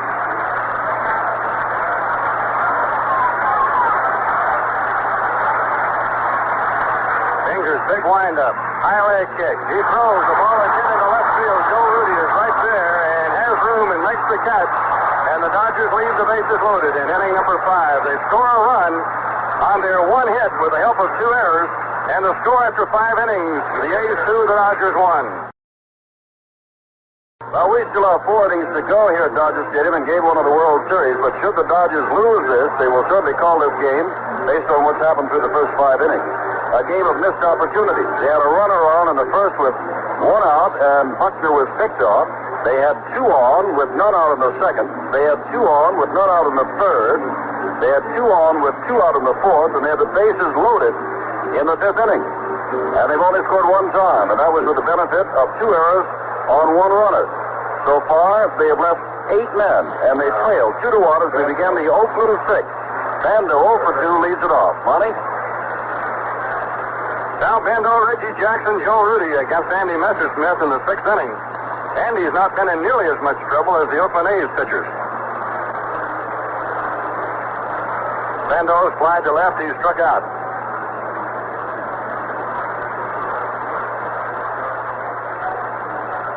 Messersmith winding. Here's his pitch, and it's a high breaking ball. Andy has not gotten his curveball over very well today. He's thrown some sharp sliders. But again, his big pitch has been the changeup. Fastball, Bando jerks it foul off into the crowd. The largest crowd ever to see a baseball game at Dodger Stadium is here today, 55,974. 1-1 pitch to Bando as pop foul back into that crowd again. It's a ball and 2 strikes. Messersmith has walked 3. He's struck out 6 Oakland A's batters.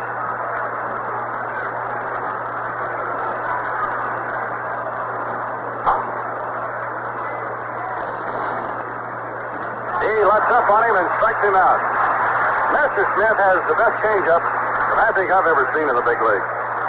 Boy, he hides it, and he has just the perfect timing on it.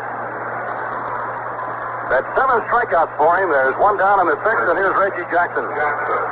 Gave the A's an initial lead of 1-0 in the 2nd inning with an off-field home run. He really belted one up into the stands in left center field. I believe they call it Cannon Country here at Dodger Stadium. In Oakland, out in right field, behind where Reggie Jackson plays, they call that area Reggie's Regiment.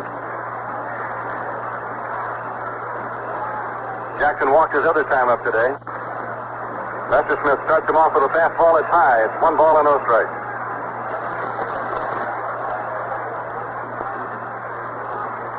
Pitch to Jackson, hit right back to the mound. Messersmith grabs it, throws to Garvey, and there are 2 down.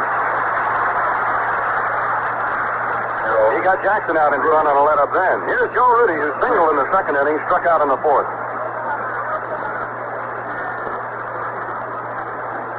Here's the A's most consistent player in 1974, Joe Rudy. An outstanding defensive left fielder.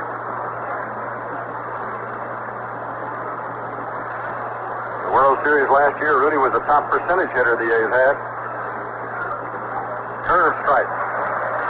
From the opening day of the season until well up in August, Joe Rudy was over 300 every day. He hit a slump and fell down to 290, never got below 290. Messersmith 0-1 pitch is a fast ball over the outside corner. It is 0-2. Boy, he's looking tough out there right now. 20 wins, only 6 losses for the year. You've got to be tough to have that kind of a record in the National League where they have some tremendous hitters wherever you go. 0-2 pitch. Check swing foul off first base. There'll be no play. Press corps from around the world covering the World Series, numbering close to 1,000. Oh, they're here from everywhere with every kind of camera, microphone, tape recorder, typewriter, notepad. 0-2 pitch to Rudy. Went right after him, and Rudy pops it up. Russell, the Dodgers shortstop, in behind second, shading his eyes from the sun with his glove. He makes the catch. It's 3 up, 3 down. So the score in the middle of the 6th inning, the A's 2, the Dodgers 1. We're in Game 1 of the 1974 World Series here in Southern California at Dodger Stadium as we're about to begin the Dodgers 6. Tomorrow's pitchers, Vida Blue for Oakland and Don Sutton for the Dodgers. And a program note for you. Our broadcast tomorrow will start 1 half hour later than we did today. New York time, Eastern time tomorrow. We will be on the air at 4:15 p.m. That's 1:15 here in Los Angeles. And you can figure it out wherever you are. The 6th inning, here's Monty Morris. Bill also had a base hit his last time up. He's grounded a short once today. Raleigh Fingers on in relief of Kenny Holtzman starts Russell off with a fastball high. Holtzman in 4 1/3 innings gave up 1 run and 7 hits. Fingers to the plate with a fastball that burns its way through there for a call. Strike is 1-1. Holtzman walked 2, struck out 3. The Dodgers with their 7 hits and 2 errors. Bouncing ball hit on the left side. Bando cuts in front of Campaneris. He's got it, throws the first for the out, and there's 1 away. Here's Yeager, the Dodger catcher, who really showed us a rifle for an arm in throwing out Billy North. Many of the scouts who have followed these major league teams for the last couple of months getting ready for the playoffs in the World Series have told the A's players that Yeager has just as strong an arm as Johnny Bench of Cincinnati and probably gets rid of the ball even faster than Bench. Fingers throws, and the ball is hit down the line in right field pretty deep, close to the foul line. It's slicing off and going into the crowd. Out of play. Yeager going the wrong way on a Raleigh Fingers fastball. And with 1 out, there's 1 strike on the batter. We're in the 6th inning. The score is Oakland 2, the Dodgers 1. The series moves to Oakland on Tuesday, Wednesday, and Thursday nights. There'll be twilight games at the Oakland Coliseum beginning at 5:30 West Coast time. Raleigh's pitching away. Big hook is outside, a ball. It's 1-1.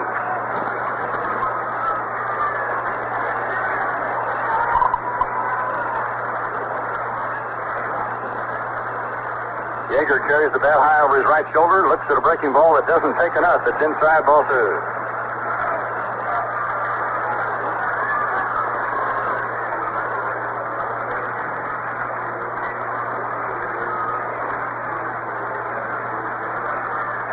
Fingers throws a fastball. Yeager swings and misses. Strike 2.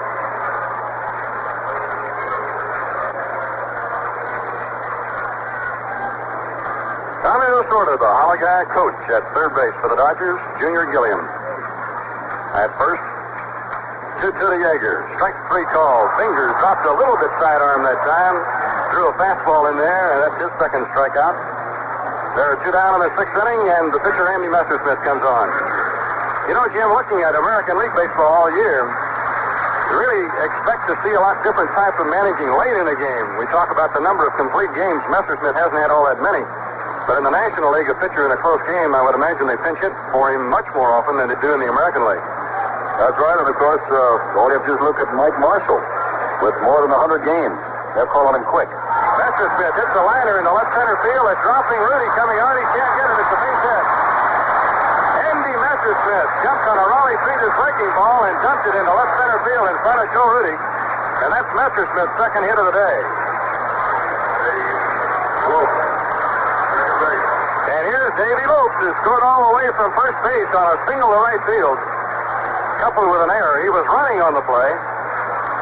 Going around second base. He had to hold up to see where the ball was.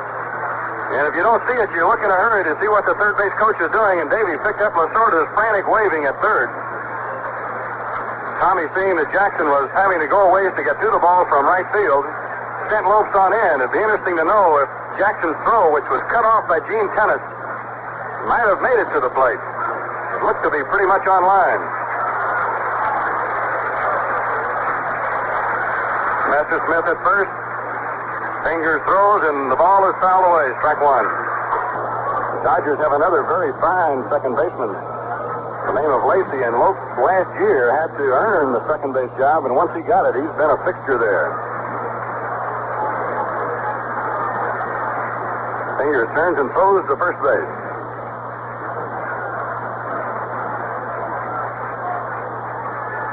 Two down, the Dodger half of inning number 6. Fingers pitch at a breaking ball low. 1 ball, 1 strike.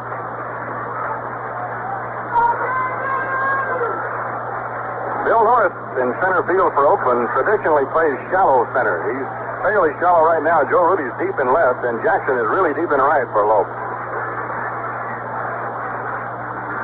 Fingers come to the plate for the breaking ball low outside. It's 2-1. A walk right here could really put him in some trouble.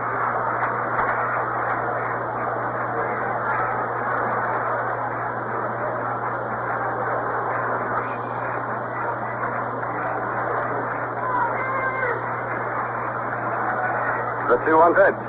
Ball 3. Ray Foster, the A's catcher, asked for time. He's going to go out and talk to Raleigh. The Cucamonga kid, Raleigh Fingers. He's from Cucamonga, California.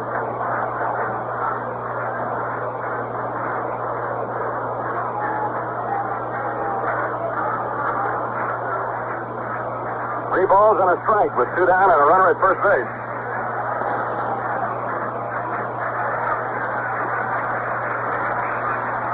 Fossey gives the target. The pitch is swung on him. Missed strike 2, and it's not surprising at all to see Lopes swinging a 3-1 pitch. He has good power. He can hit the ball out of the park, and the batters love to have those pitchers in a crippled situation like that. Davey hit 10 out of here this year. Now Tennis plays behind Messersmith, who's running. The pitch swung on and hit up into the air into right field. Jackson is coming on to the ball, calling for it. Billy North runs him off of it and makes the catch right in front of him. Billy North is going to help Reggie out all he can in anything over that way today, so Jackson won't have to run any more than he has to. So the Dodgers 6, no runs and a hit. They left another man on, and the score remains 2-1 Oakland. With plenty more, this is Jim Simpson back at Dodger Stadium. We go to the Oakland 7th. Andy Messersmith has not yet thrown his first warm-up pitch. Recall that Messersmith is on at first base, and with 2 out, he was running on the high fly ball to center field hit by Lopes.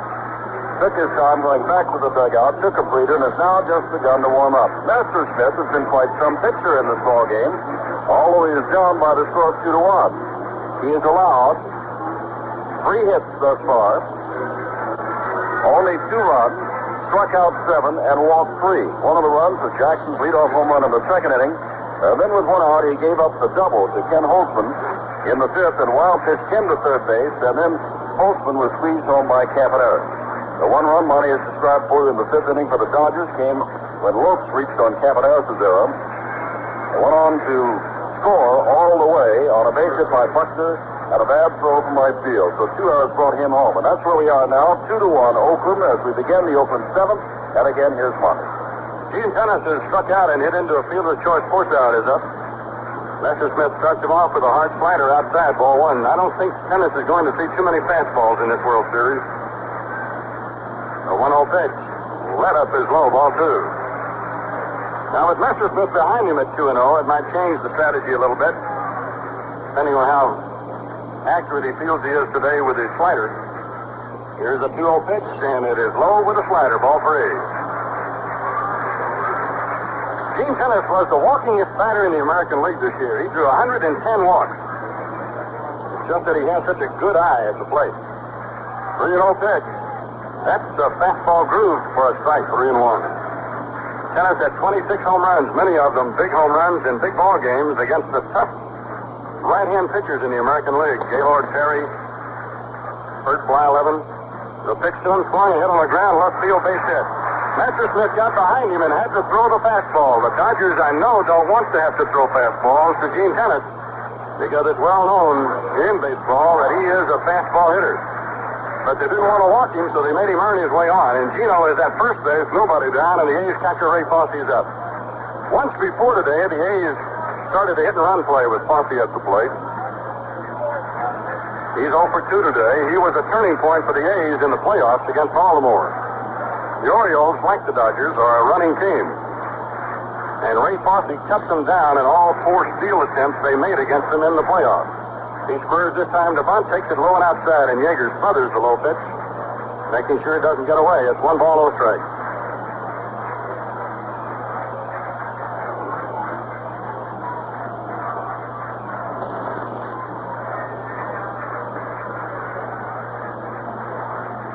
Tennis off first base. Here's the pitch again. Fosse squares the bunt and fouls it off.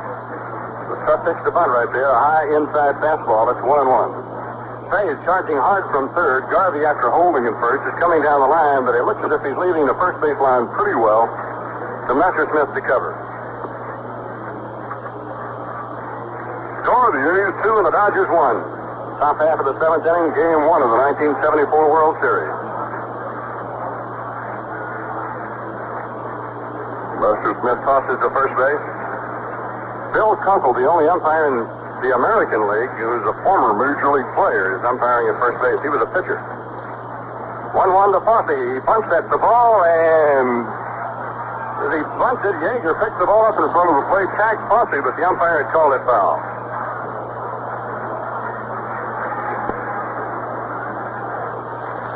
So it's a ball and 2 strikes. Tennis took off to second. Mike Marshall is up in the Dodger bullpen. I would imagine that at about this time of every game, you don't even have to announce the reflex action. He's just there. He gets up. I watched the Dodgers work out yesterday. He threw batting practice 20 minutes hard yesterday. Batting practice. 1-2 pitch. Fosse punts at the ball and fouls it off. That'll be a strikeout. So the A's went to the bunt. Even with 2 strikes, and Fosse couldn't get it down off Messersmith. That is 8 strikeouts for the Dodger right-hander. He came to the Dodgers in a big trade, cross-town trade with the California Angels. One of the good trades the Dodgers made, and the other, of course, was the Jimmy Wynn trade.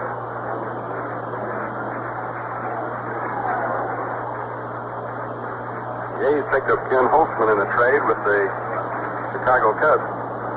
The pitch to Dick Green, swing and a miss, a pickoff attempt at first, and Gene Tennis is back in diving.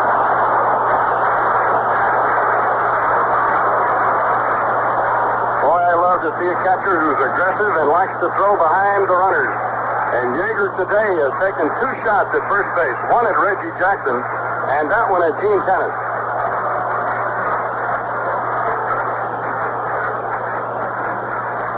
One strike count on Dick Green. Green has struck out and grounded to third today.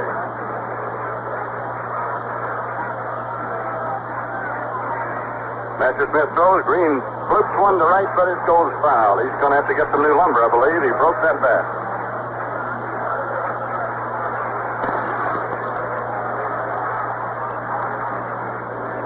Dick Green, a player appreciated more by his teammates in the American League, particularly the pitchers. Most other people in baseball who don't see the A's play regularly don't realize what a fine defensive second baseman this man is. Turns the double play exceptionally well. He's blessed with an amazing instinct to get to where a ball is going to be hit. This strikes count, 1 down, 7th inning. Throw goes to first. Tennis, not off very far, makes it back in, standing up. Dodgers are very shallow for Green. The pitch to him. Swing and a foul.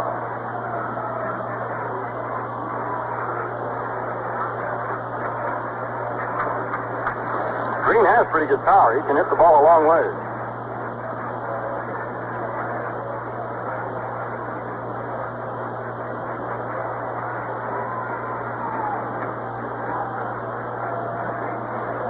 Messersmith well ahead of him now. Could waste a pitch or two if he wanted. The pitch on the way is just high a ball. Tried to slip the fastball by him on an 0-2 count.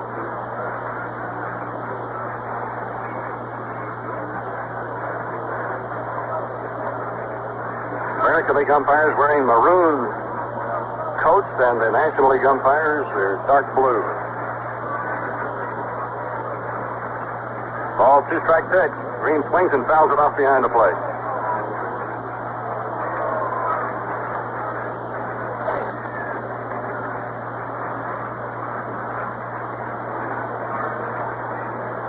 This will be the most prosperous World Series in history for the players. The Oakland Coliseum will be sold out 3 nights in a row. Dodger Stadium for the 4 games, if it takes all 7 to play it. 1-2 count to Green. He fouls another one off. Andy Messersmith with his 8 strikeouts today, his top since September the 2nd against the Giants when he struck out 9 Giant batters in only 6 innings.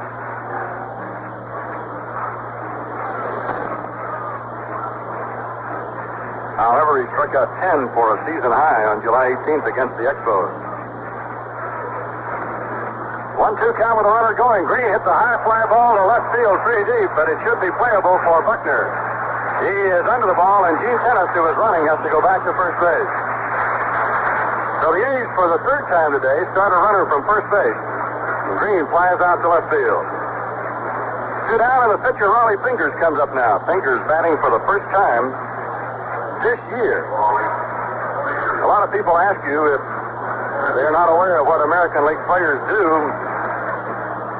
to keep batting. Most people figure the pitchers, since they don't hit during the season, don't even take batting practice. But when the A's are at home, the pitchers get 30 minutes every day. And they use it for batting practice before the regulars come out. So they do a lot of hitting during the course of the year, even though they don't get into the game. Fingers swings on the first pitch and fouls it down.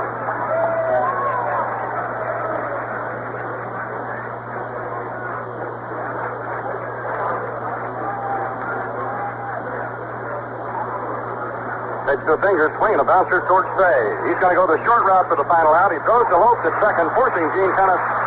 And we go to the last half of the 7th inning. The score, the Oakland A's 2, the Los Angeles Dodgers 1.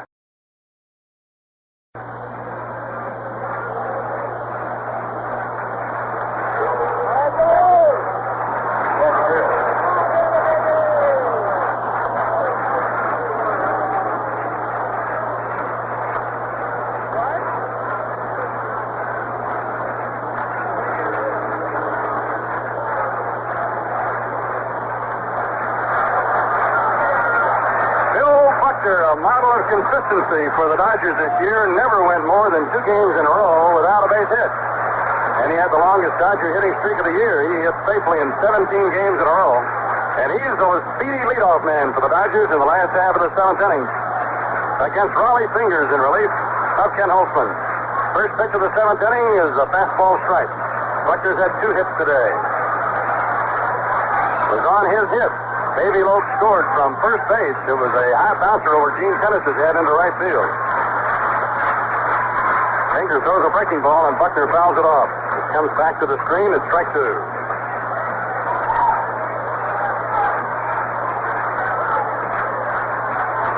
Well, the Dodgers-Mets series last year filled with low-scoring games. The Cincinnati-Oakland series in 72, low-scoring, 1-run games. Here's a pitch. Foul off over the screen.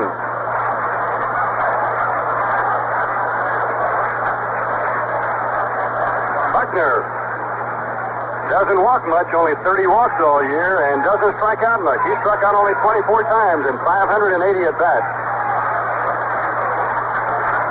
Fingers 0-2 pitch to him. Hot foul back here. Boy, he's fouled off a couple of mighty good pitches right there. That was a fastball right on his fist. A man with his speed only has to learn to make contact to get on base a lot.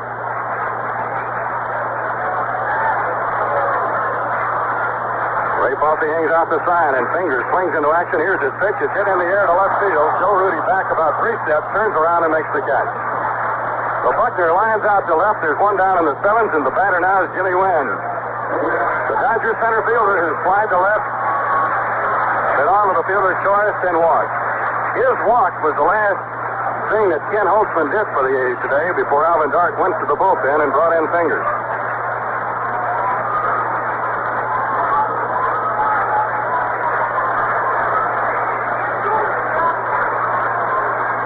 Jimmy isn't very big to be a home run hitter, but he has tremendous power.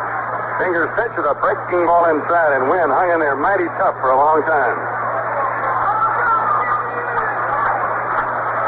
Little guy busted 32 homers this year. So 1-0 pitch, breaking ball, strike call. Wynn had 108 walks. Struck out 104 times. He led the Dodgers in both those categories.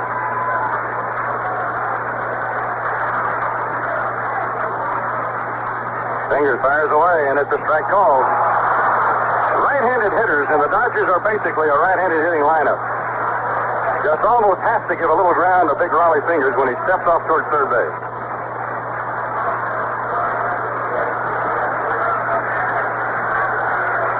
Fingers ahead of him. Fossey's giving an outside target. The pitch is swung on, a hit high and deep into center field. Bill North looking for it. Coming down, he backs up a little ways now, and he makes the catch. North has a unique way of catching fly balls. He catches it just above the letter on the left side of his chest. There are 2 down, and here is Steve Garvey, the Dodger first baseman. The score 2-1 Oakland. The Dodgers have out-hit the A's 8-4.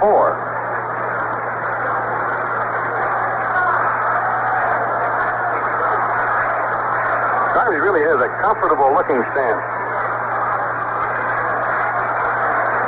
The first Dodger since 1962 to get 200 hits in a season. Fingers starts him off with a strike. Tommy Davis, against whom the A's just played in the Baltimore series, was the last Dodger to get 200 hits in a season before Garvey. Fingers working quickly, throws a curveball, and Garvey hits it foul off the left field line. It looks as if he was waiting on that one. And Dick Green, the A's second baseman, comes in to talk to Raleigh now. He sort of hung that pitch. And Greeny comes in oftentimes just to offer a little reminder to Fingers. Don't leave that one up there again. The high inside breaking ball. Boy, Rudy and North are really deep, and Jackson's almost in the warning track in right. Fingers winds, kicks, and throws 0-2, and it's a bouncing ball hit towards the middle. Campaneris to his left has got it. Going to have to hurry his throw. He nails him at first with a strong throw. Fingers has a 1-2-3 inning against the Dodgers. 7 innings have come and gone, and Game 1 of the World Series, it's the A's 2, the Dodgers 1. With Baltimore, Jim Simpson at Dodger Stadium, where they have the largest crowd of all time watching this first game of the 1974 World Series, 55,974. There have been no controversial plays at all. There have been no close plays. And, of course, it is a 2-1 ball game. And in the short series, and the World Series is a short series, you depend on pitching, and that's what both the A's and the Dodgers have been getting. And as Oakland did against Baltimore in the last game of the game clincher, not many hits, but they're still outscoring their opponents, in this case the Dodgers, 2-1, as we begin the 7th. And here's Monty. And Campaneris rips the first pitch towards center field. It's in there for a base hit. Messersmith left one up high to the A's little road running shortstop, and he drills it into center field. Campaneris gets his first hit of this World Series. And here's Bill North, the Oakland A's center fielder. Billy's 0 for 2 today. The A's don't bunt a whole lot with North. They might today. Their reasoning being that Billy is so fast, he doesn't hit into that many double plays. And with the possibility of swinging away, a base hit could move a runner to third instead of second. But this is the World Series, and you don't do your normal thing in a World Series. For instance, the A's have scored only 2 times on a suicide squeeze play all year long in 166 games. But today they got a big run on a suicide squeeze. Here's a pitch. North spurs around, does not bunt. He takes it low. Ball 1.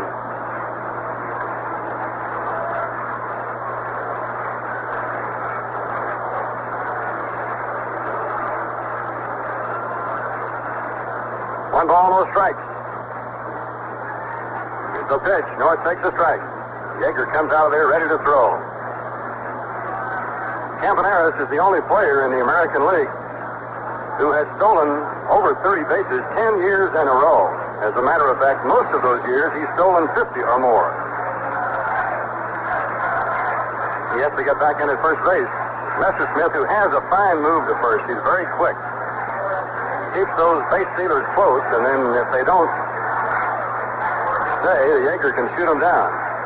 There's a pitch to North. He squares, bunts the ball towards the mound. Only one play for Messersmith. That's to first base. Garvey backs up, takes the throw, and North sacrifices Campaneris to second. The A's have 2 outs now to try to drive in another run.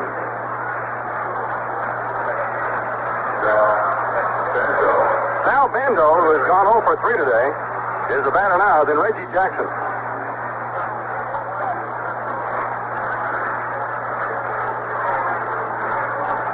The Dodgers have Davey Lopes playing almost up the middle on Bando. They play him definitely as a pull hitter. Campaneris gets a pretty good lead off second. Here's the pitch. Bando fouls it away, strike 1. During one stretch of the season, Bando had 34 base hits, with which he drove in 39 runs. He's hitting only 243 for the year, but it's a very powerful 243. He leads the A's in runs batted in with 103, has many clutch base hits. Pitch to him, playing a bouncing ball to say he has to leap for it. He's taking his time. He's throwing the first in the dirt. It gets away from the first baseman Garvey, and Campaneris is down in third, heading home, and he's going to make it. Bando's going to third. The throw over there. He slides. He's safe.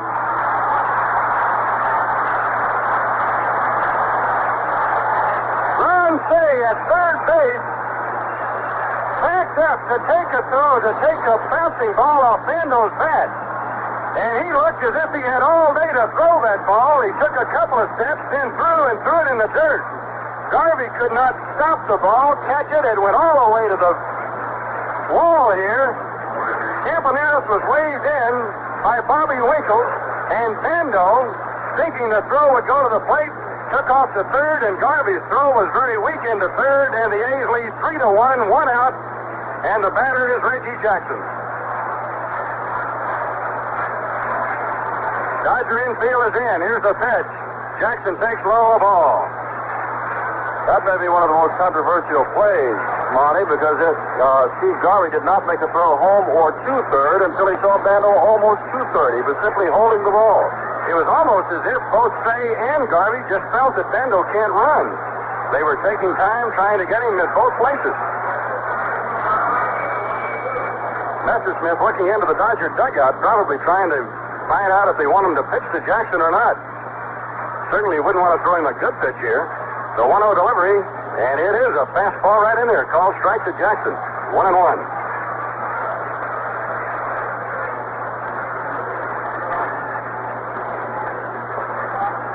So here by Ron Say, giving the Oakland A's a run and a chance to get another one pretty easily.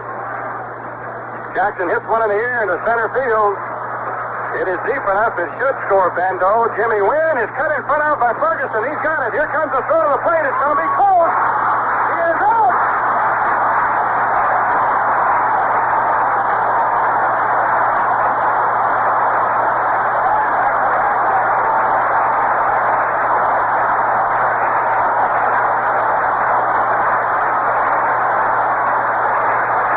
An unbelievable throw by Joe Ferguson in right center field. Nailed Sal Bando. The Dodgers don't know the inning is over. That was a double play to end the inning. They're still standing out there.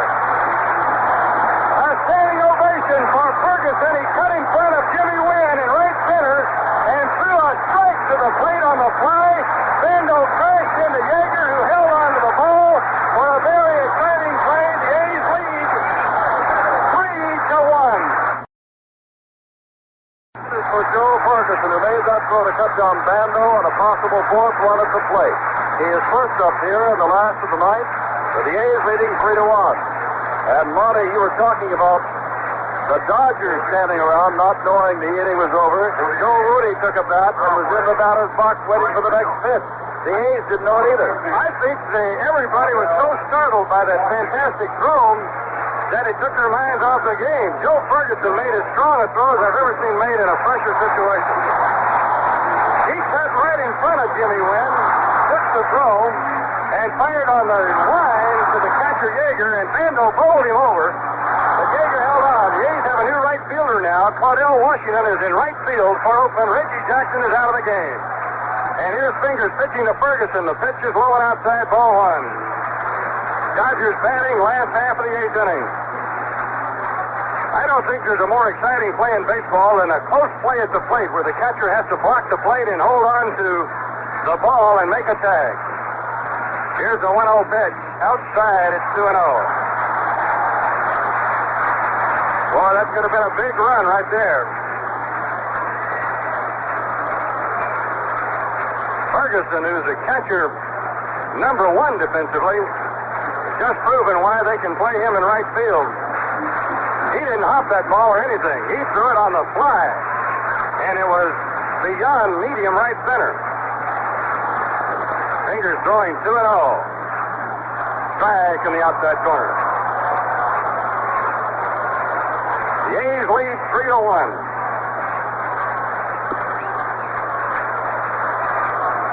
Round comes the arm. Here's the pitch. Outside, ball three. The Dodgers will have Ferguson, Say, and Russell to bat here in the last half of the eighth.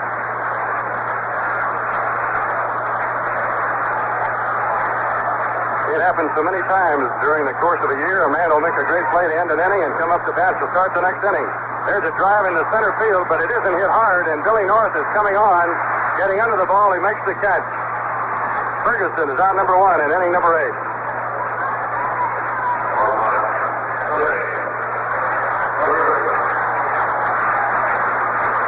Say, the Dodgers third baseman, hit into a double play, singled, and flied to left.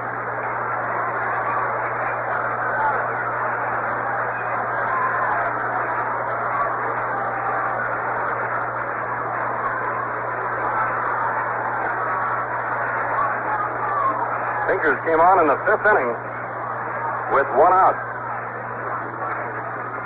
Pitch is low, ball 1. Paul Lindblad, the A's left-hand relief specialist, is warming up in the bullpen now.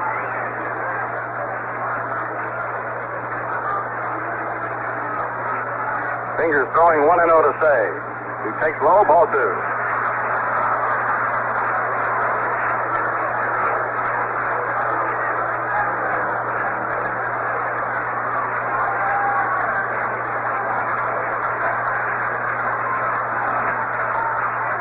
Fingers 2-0 delivery is swung on and fouled off.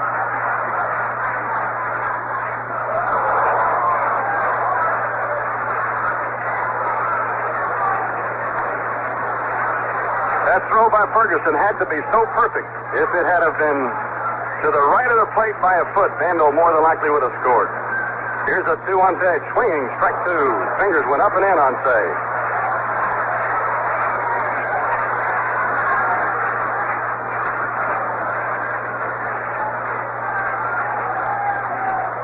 Fingers nods approval of the sign. Here's a 2-2 pitch. High, ball 3.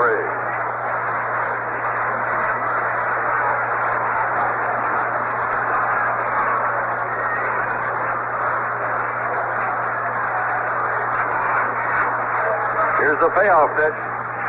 He walked him. So the Dodgers, down by only 2 runs, get a free pass to Say. And the batter is Bill Russell. Sal Bando in to talk to Fingers. Russell has 1 hit today. He's hit the ball on the ground all 3 times. Twice for outs and once through.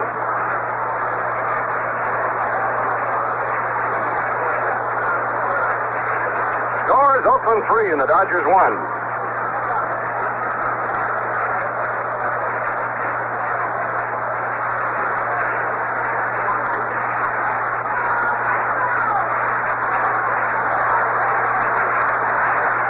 Playing behind Say at first base. The pitch on the way to Russell is a breaking ball strike. Fingers broke that ball about a foot. He started it off right at the shoulder of Russell.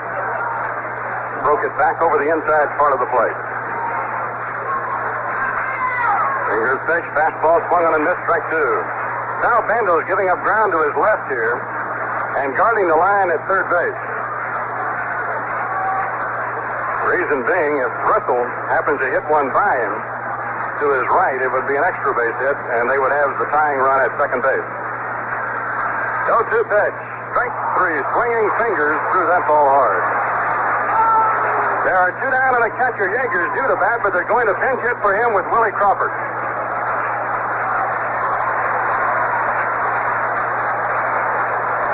So, Jim, you've seen the Dodgers for years.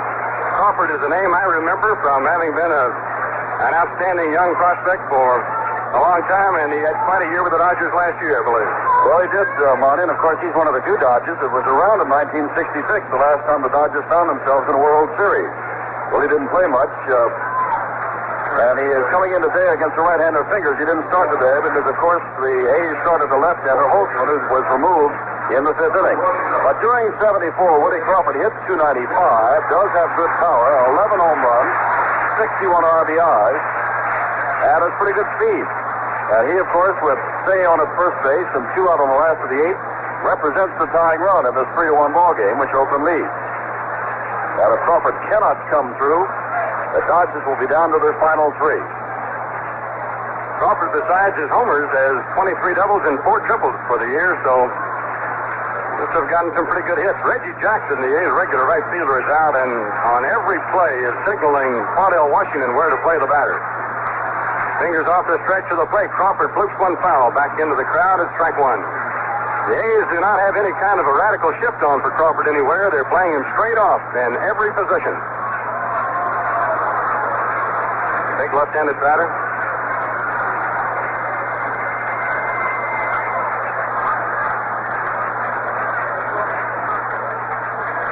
Fingers down to the waist. Here's the pitch.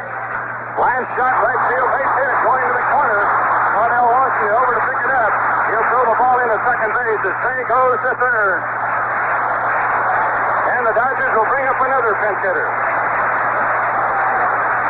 Von Joshua comes on to bat for Messersmith. Well, it's been said by all of us who follow the A's over the years that the Oakland A's don't win them easy and they don't lose them easy. Raleigh Fingers into the game in the final game of the 72 World Series, had 2 outs and hit a batter to bring up Pete Rose and give him another chance. In the playoff game the other day, the A's leading by a run, Fingers in relief, walked the batter in the 9th inning just to keep the suspense going. And now the Dodgers have the tying runs on base. And Von Joshua, a fine hitter, coming on to pinch hit. Alvin Dark talking with his pitcher Fingers, along with Ray Fossey and Sal Bando at the mound, is going to leave Fingers in. After all, there are 2 out, with Say on at third and Crawford on at first, and Messersmith is now through, of course. Joshua hitting .234 with 1 home run and 16 RBI. Messersmith is all through now after working 8 innings, giving up 2 runs, 2 runs that are earned, 1 of which is unearned, 5 hits. He struck out 8 and walked 3, and I would imagine that we'll probably see Mike Marshall in the 9th. But that's the 9th. This is the last of the 8th, and the Dodgers are having a chance here to at least tie or perhaps go ahead as Joshua steps in. With runners at the corner. And they're playing Joshua, not a pull hitter at all, around the other way. He's a left-hander against the right-hander Fingers. And they don't figure he can pull the Fingers fastball. Monty? Crawford off first base, Say off third. Dodger crowd starting at staccato, rhythmic applause. Fingers ready. Here's the pitch. A little high with a fastball, ball 1.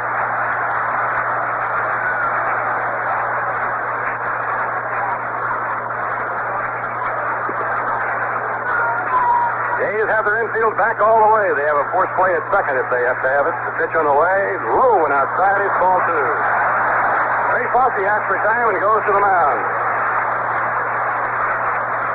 They consider Joshua a low ball hitter and an opposite field hitter. And it wouldn't be too big a surprise to see him bunt right here with 2 outs. Here's the pitch. Bouncing ball right side of the infield. Dick Green has got it. He throws the first for the final out of the inning. So Fingers got Joshua to end the inning, and we've gone through 8 innings at Dodger Stadium. The score, the A's 3, the Dodgers 1.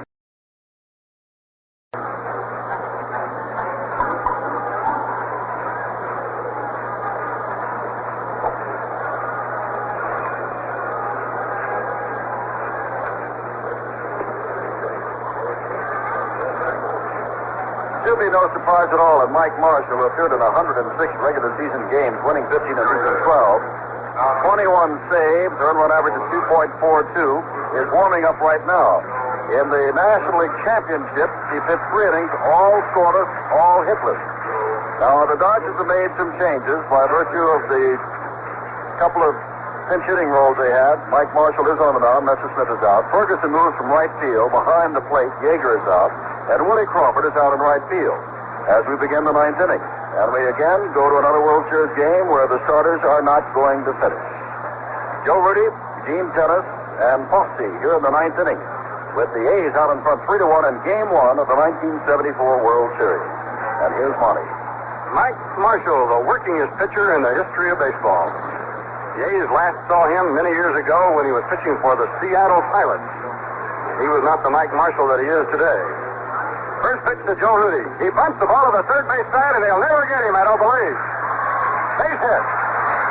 Joe Rudy, who in 1973 had 15 bunt singles, picked on the very first Mike Marshall pitch, catching Say playing him deep, and bunted it perfectly to the third base side for a base hit. That's Rudy's second hit of the day.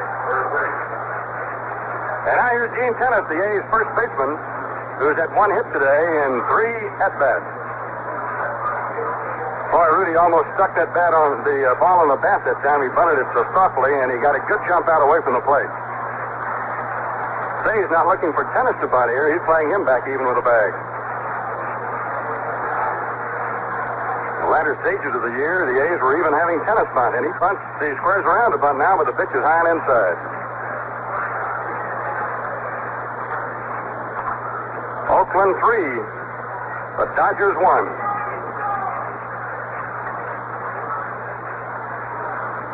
One of the truly great plays of World Series play in the last few years by Joe Ferguson, throwing out Sal Bando in a bang-bang play at the plate. And what a collision that was, with Bando better than a 200-pounder crashing into Yeager. The 1-0 to Tennis. He squares the bunt and bunts it first base side.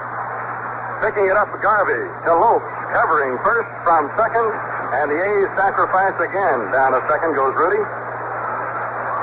Oakland's been a better bunting team today than I can recall them being all year long, Jim. They've really come into this World Series figuring they were not going to get many runs and having to bunt a lot, and they've done it well.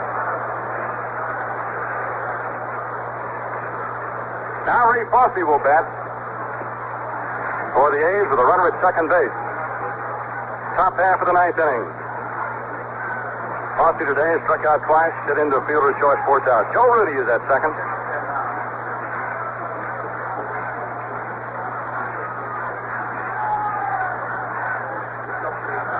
Marshall down to the waist. Here's the pitch. Screwball, and it drops in there, but not quite enough. 1 ball and no strike.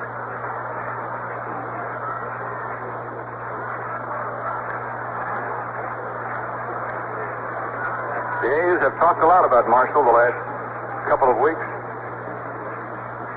knowing that if they were fortunate enough to get into the third straight World Series, they would see him a lot. 1-0 to Fosse, swinging a foul over the top of the A's dugout. If you're looking ahead to the last half of the 9th inning, the Dodgers will have the top of their batting order up: Lopes, Buckner, and Wynn.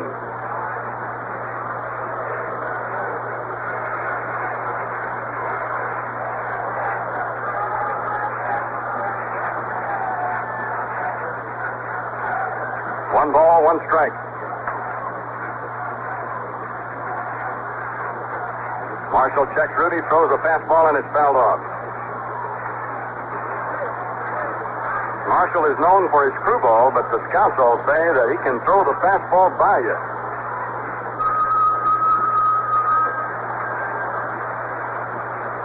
He's ahead of Fosse at 1 and 2.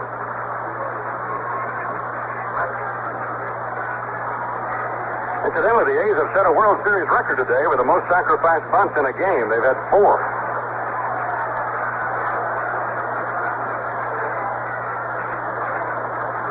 Marshall, a much slower worker than was Messersmith. Throws to Fosse. Pitch is a little high. 2 balls, 2 strikes.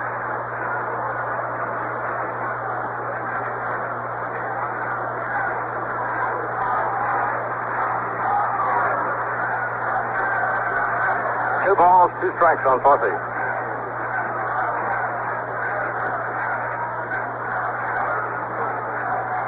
Marshall really taking a long time to get together with his catcher Ferguson. Now he is. Here's the pitch. Curveball fouled off. That World Series record is 5 sacrifice bunts in a game. The A's have 4.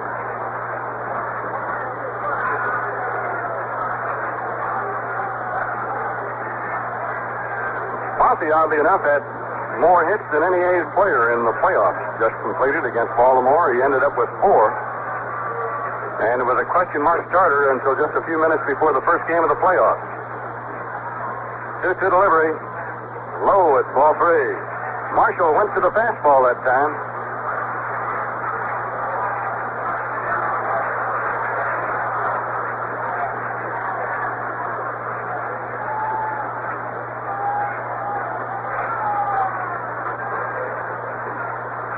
The A's have made the most out of their 6 base hits today. They have 3 runs. The Dodgers have 9 hits and only 1 run. And add to that a couple of Oakland A's errors. 3-2 pitch. Fosse hits one down the line in left field, but he pulled it too much. It's going to go foul. There's some auxiliary seats they built along the foul line in left and in right. Marshall left that ball right up there in Fosse's eyes.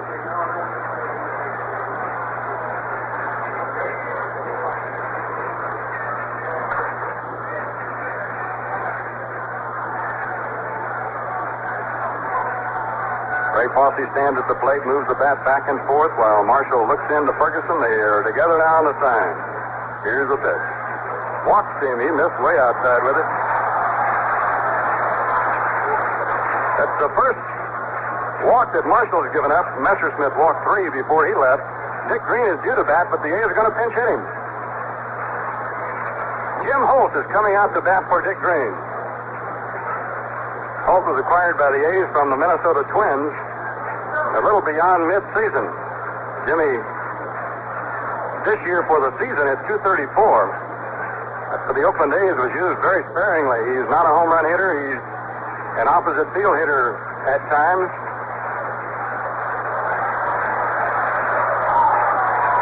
A left-handed batter.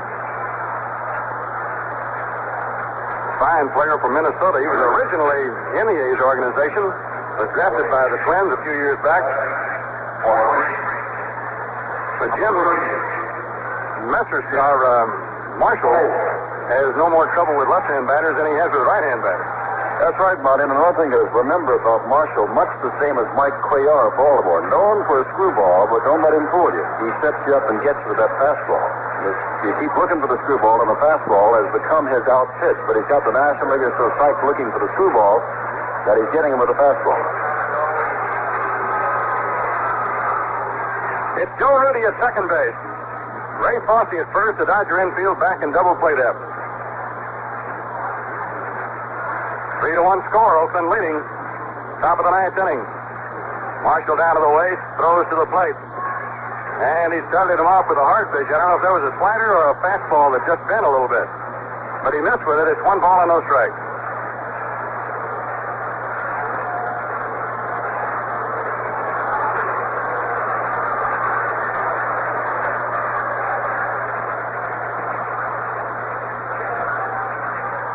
Marshall sets the throw again and lets it fly. High pop-up on the infield. The fly rule has been called. The batter is automatically out, and the runners return to their bases to hold on. 2 down. The pinch hitter Jim Holt pops up to the shortstop Bill Russell. And now Raleigh Fingers, the A's pitcher, will bat. Oakland will have to have a new second baseman in the 9th inning, and it will more than likely be Dow Maxville, who's been out in the bullpen area warming up.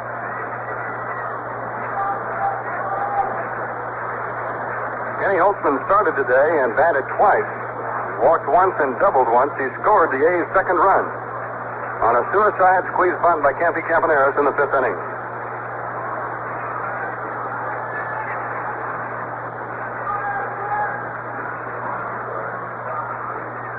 Mike Marshall pitching with 2 runners on and 2 down. Here's the pitch to Fingers. Curveball swung on, hit right to the first base side. It's curling and goes foul.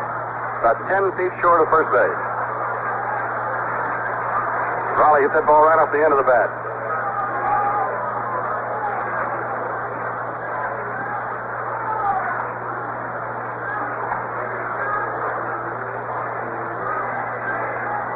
Fingers came into the game fairly early today. He's had some long relief appearances, but since the second game of the season, he's not gone as long as 5 innings in any game.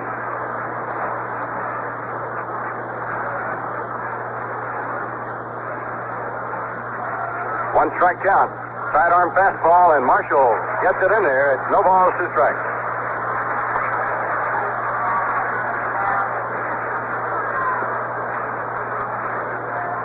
He dropped down and just went sidearm that time. Got it right over at the knees. It's 0-2 on Fingers. Here's the pitch. Screwball is outside. It's 1-2. Oh, what a screwball does to your arm. It's amazing that a man can go out there and throw that many innings in a season and throw that many screwballs and can still comb his hair in the morning.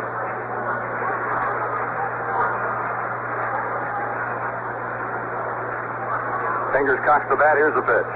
Fastball, strike 3 call. He burned it right in there. So we go to the last half of inning number 9, and the score is that A's 3, the Dodgers 1. And so we come to the 9th inning of the first game of the 1974 World Series, being played here at Dodger Stadium in Los Angeles, with the Dodgers trailing the A's by the score of 3-1. And in the 9th, they will have, as Monty explained to you, the top of the batting order with a lot of speed, Lopes, Buckner, and the power hitter Jim Wynn, who can also run, to face Raleigh Fingers. Now, Maxville has thrown in at second base. And we told you also that a record crowd of 55,974 are here, and they believe, because if anybody's gone home, it's not many. They're looking for their Dodgers here in the last of the 9th. They're down by 2, but they've got the top of the batting order to face Raleigh Fingers. Davey Lopes leads it off for the Dodgers. The A's new second baseman is Dow Maxville. Maxville was released early this year, but the Pittsburgh Pirates was not playing anywhere. The A's suffered several injuries in the second base position and picked up Maxie from his home in St. Louis. Lopes today 0 for 4, but he scored a run on a daring dash around the bases. Fingers first pitch to him. Drag gets in there. Fingers is in the sunshine. The batter is in the shade right now. I don't know how much that has to do with visibility problems. The 0-1 pitch. Slider low and away, a ball. Dow Maxville, we mentioned a moment ago, with the A's, has been in 22 World Series games now. That's the most of any player on either one of these teams. The 1-1 pitch, low and outside a ball. Boy, Fingers really doesn't want to walk anybody here in this inning and bring that tying run to the plate.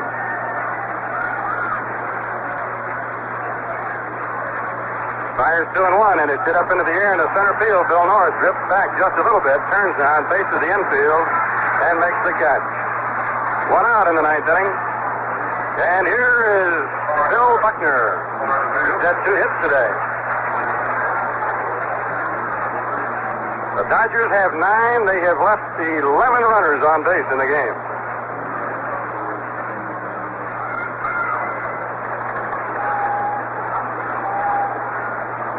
Pitchers tomorrow, Vida Blue for the Oakland A's and Don Sutton for the Dodgers.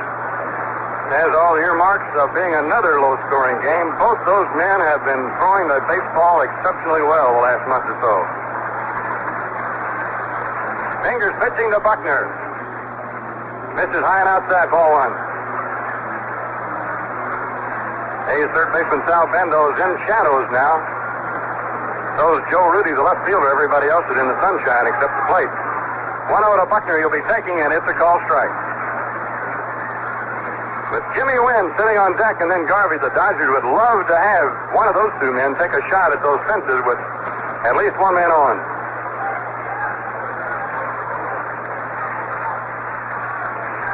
Here's the line to the 1-1 pitch. Curveball, and he misses with it down low. It's 2-1.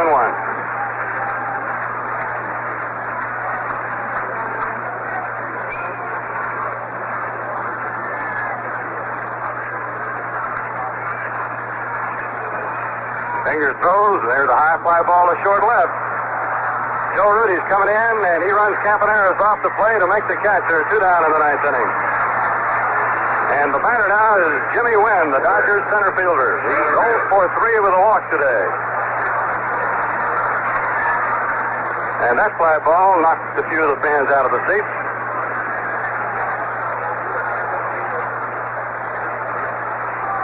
Sal Bando, Ray Fosse both out to talk to Fingers.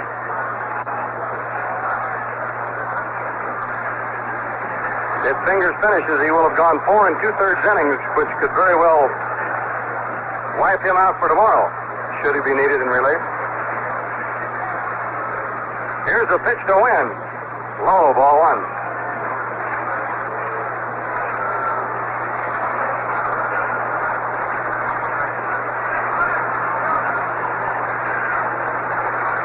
Ray Fosse giving the sign to Raleigh Fingers.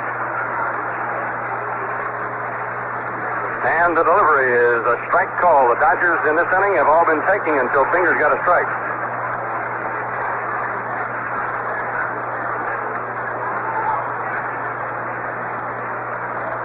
A low-scoring game, but there have been some very exciting plays here today. Lope dash around the bases. A throw by Ferguson, the suicide squeeze. Here's a pitch to win, and it's up high, ball 2.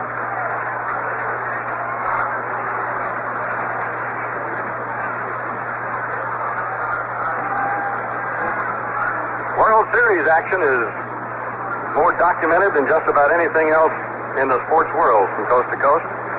Fastball by Fingers over at the knees. Strike 2 call to Jimmy Wynn, and it's 2 balls, 2 strikes.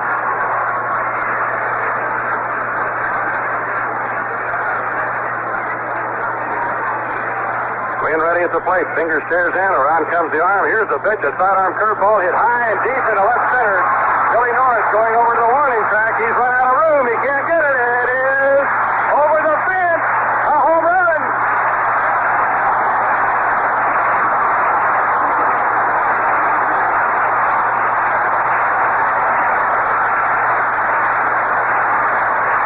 Raleigh Fingers threw a sidearm breaking ball on 2 strikes to Jimmy Wynn, and he hit it just out of the reach of a leaping Billy Norris in left center field, and Alvin Dark comes to the mound to talk to Raleigh Fingers. It is now a 3-2 ball game with the Dodgers' Steve Garvey coming to the plate.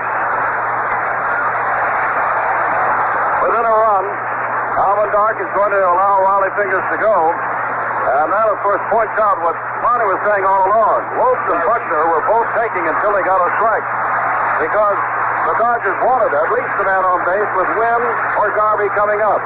They failed to get Lopes and Buckner on. Wynn's home run has made it close, but still, the A's are an hour away.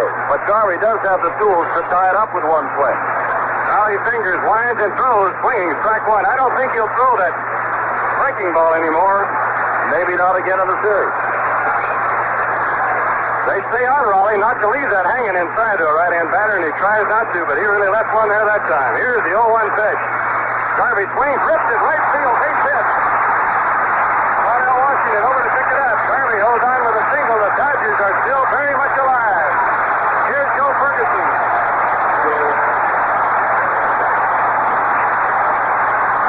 What kind of day do you think Ferguson will have had if he gets a base hit here after that great throw of his? He will not face Raleigh Fingers. Alvin Dark has seen it up and is going to go to the bullpen again. And the Dodger fans are being rewarded at least with some excitement here in the last of the 9th inning. Jim, this is going to be a surprise. Catfish Hunter's coming out of the A's bullpen here.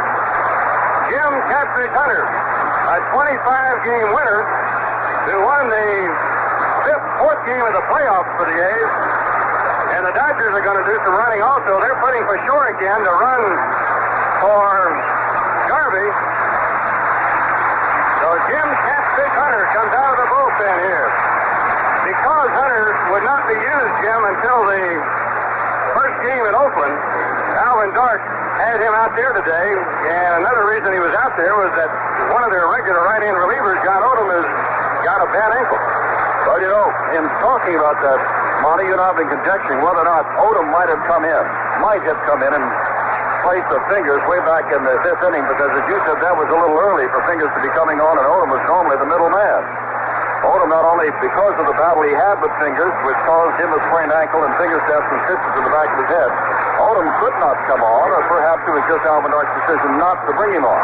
In any event, Fingers is a short relief man, is now gone from 1 out in the 4th. until 2 out in the 9th inning. Perhaps his longest of the year. And Catfish Hunter, a 25-game winner, has come on. He's expected to start against Al Downing Tuesday in Oakland. But if Catfish Hunter gets the job done here, he will have only thrown a few pitches.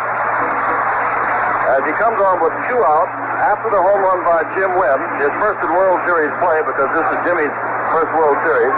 And Garvey, who is some kind of hitter, picked up his second base hit in 5 attempts today. Tom Pachorik, long and lean, and a couple of years ago, minor league player of the year. He has good speed, is over to run at first base. As Catfish Hunter was not an overpowering pitcher at all. He's not a strikeout artist, but he is a control artist. Even when he's down 3-0, you have the feeling, and so does Hunter, that he can get the ball over. Well, he comes up now with a tying run at first base, and Joe Ferguson, the potential winning run at the plate. 2 out. Last night, 3-2 Oakland, and here's Monty. Joe Ferguson bombed 16 home runs for the Dodgers this year. Pachorik has stolen only 1 base. So I don't think he's that much of a threat to run right here. Catfish Hunter working to Ferguson, who struck out, walked, and hit by a pitch and hit a long fly to center field. Hunter off the stretch. Throws to the plate. Just outside a ball.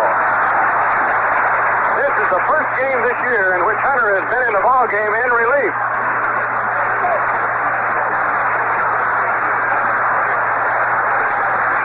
Pachorik leading away from first base. Hunter checked him. Here's the pitch. Outside, ball 2. He's behind Ferguson now and may have to come in a little bit better than he had wanted to at 2-0. Catfish Hunter has been such a steady starter that in 5 years in the major leagues, the last 5 years, he's only relieved 1 time. But here he is in the last half of the 9th inning, a relief pitcher in the World Series. Ferguson cocks the bat. Here's a 2-0 pitch. Swinging. Strike 1.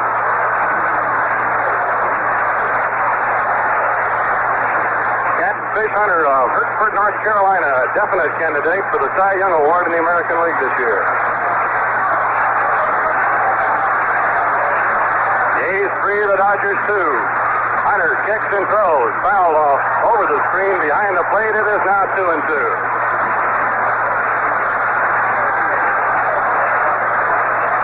One game of the playoffs in Oakland against Baltimore, Hunter threw several home runs. But he was the earned run leader in the American League this year. Ferguson ready at the plate. Here's Hunter's pitch. Fastball swinging, strike 3, and the Oakland A's have beaten the Los Angeles Dodgers in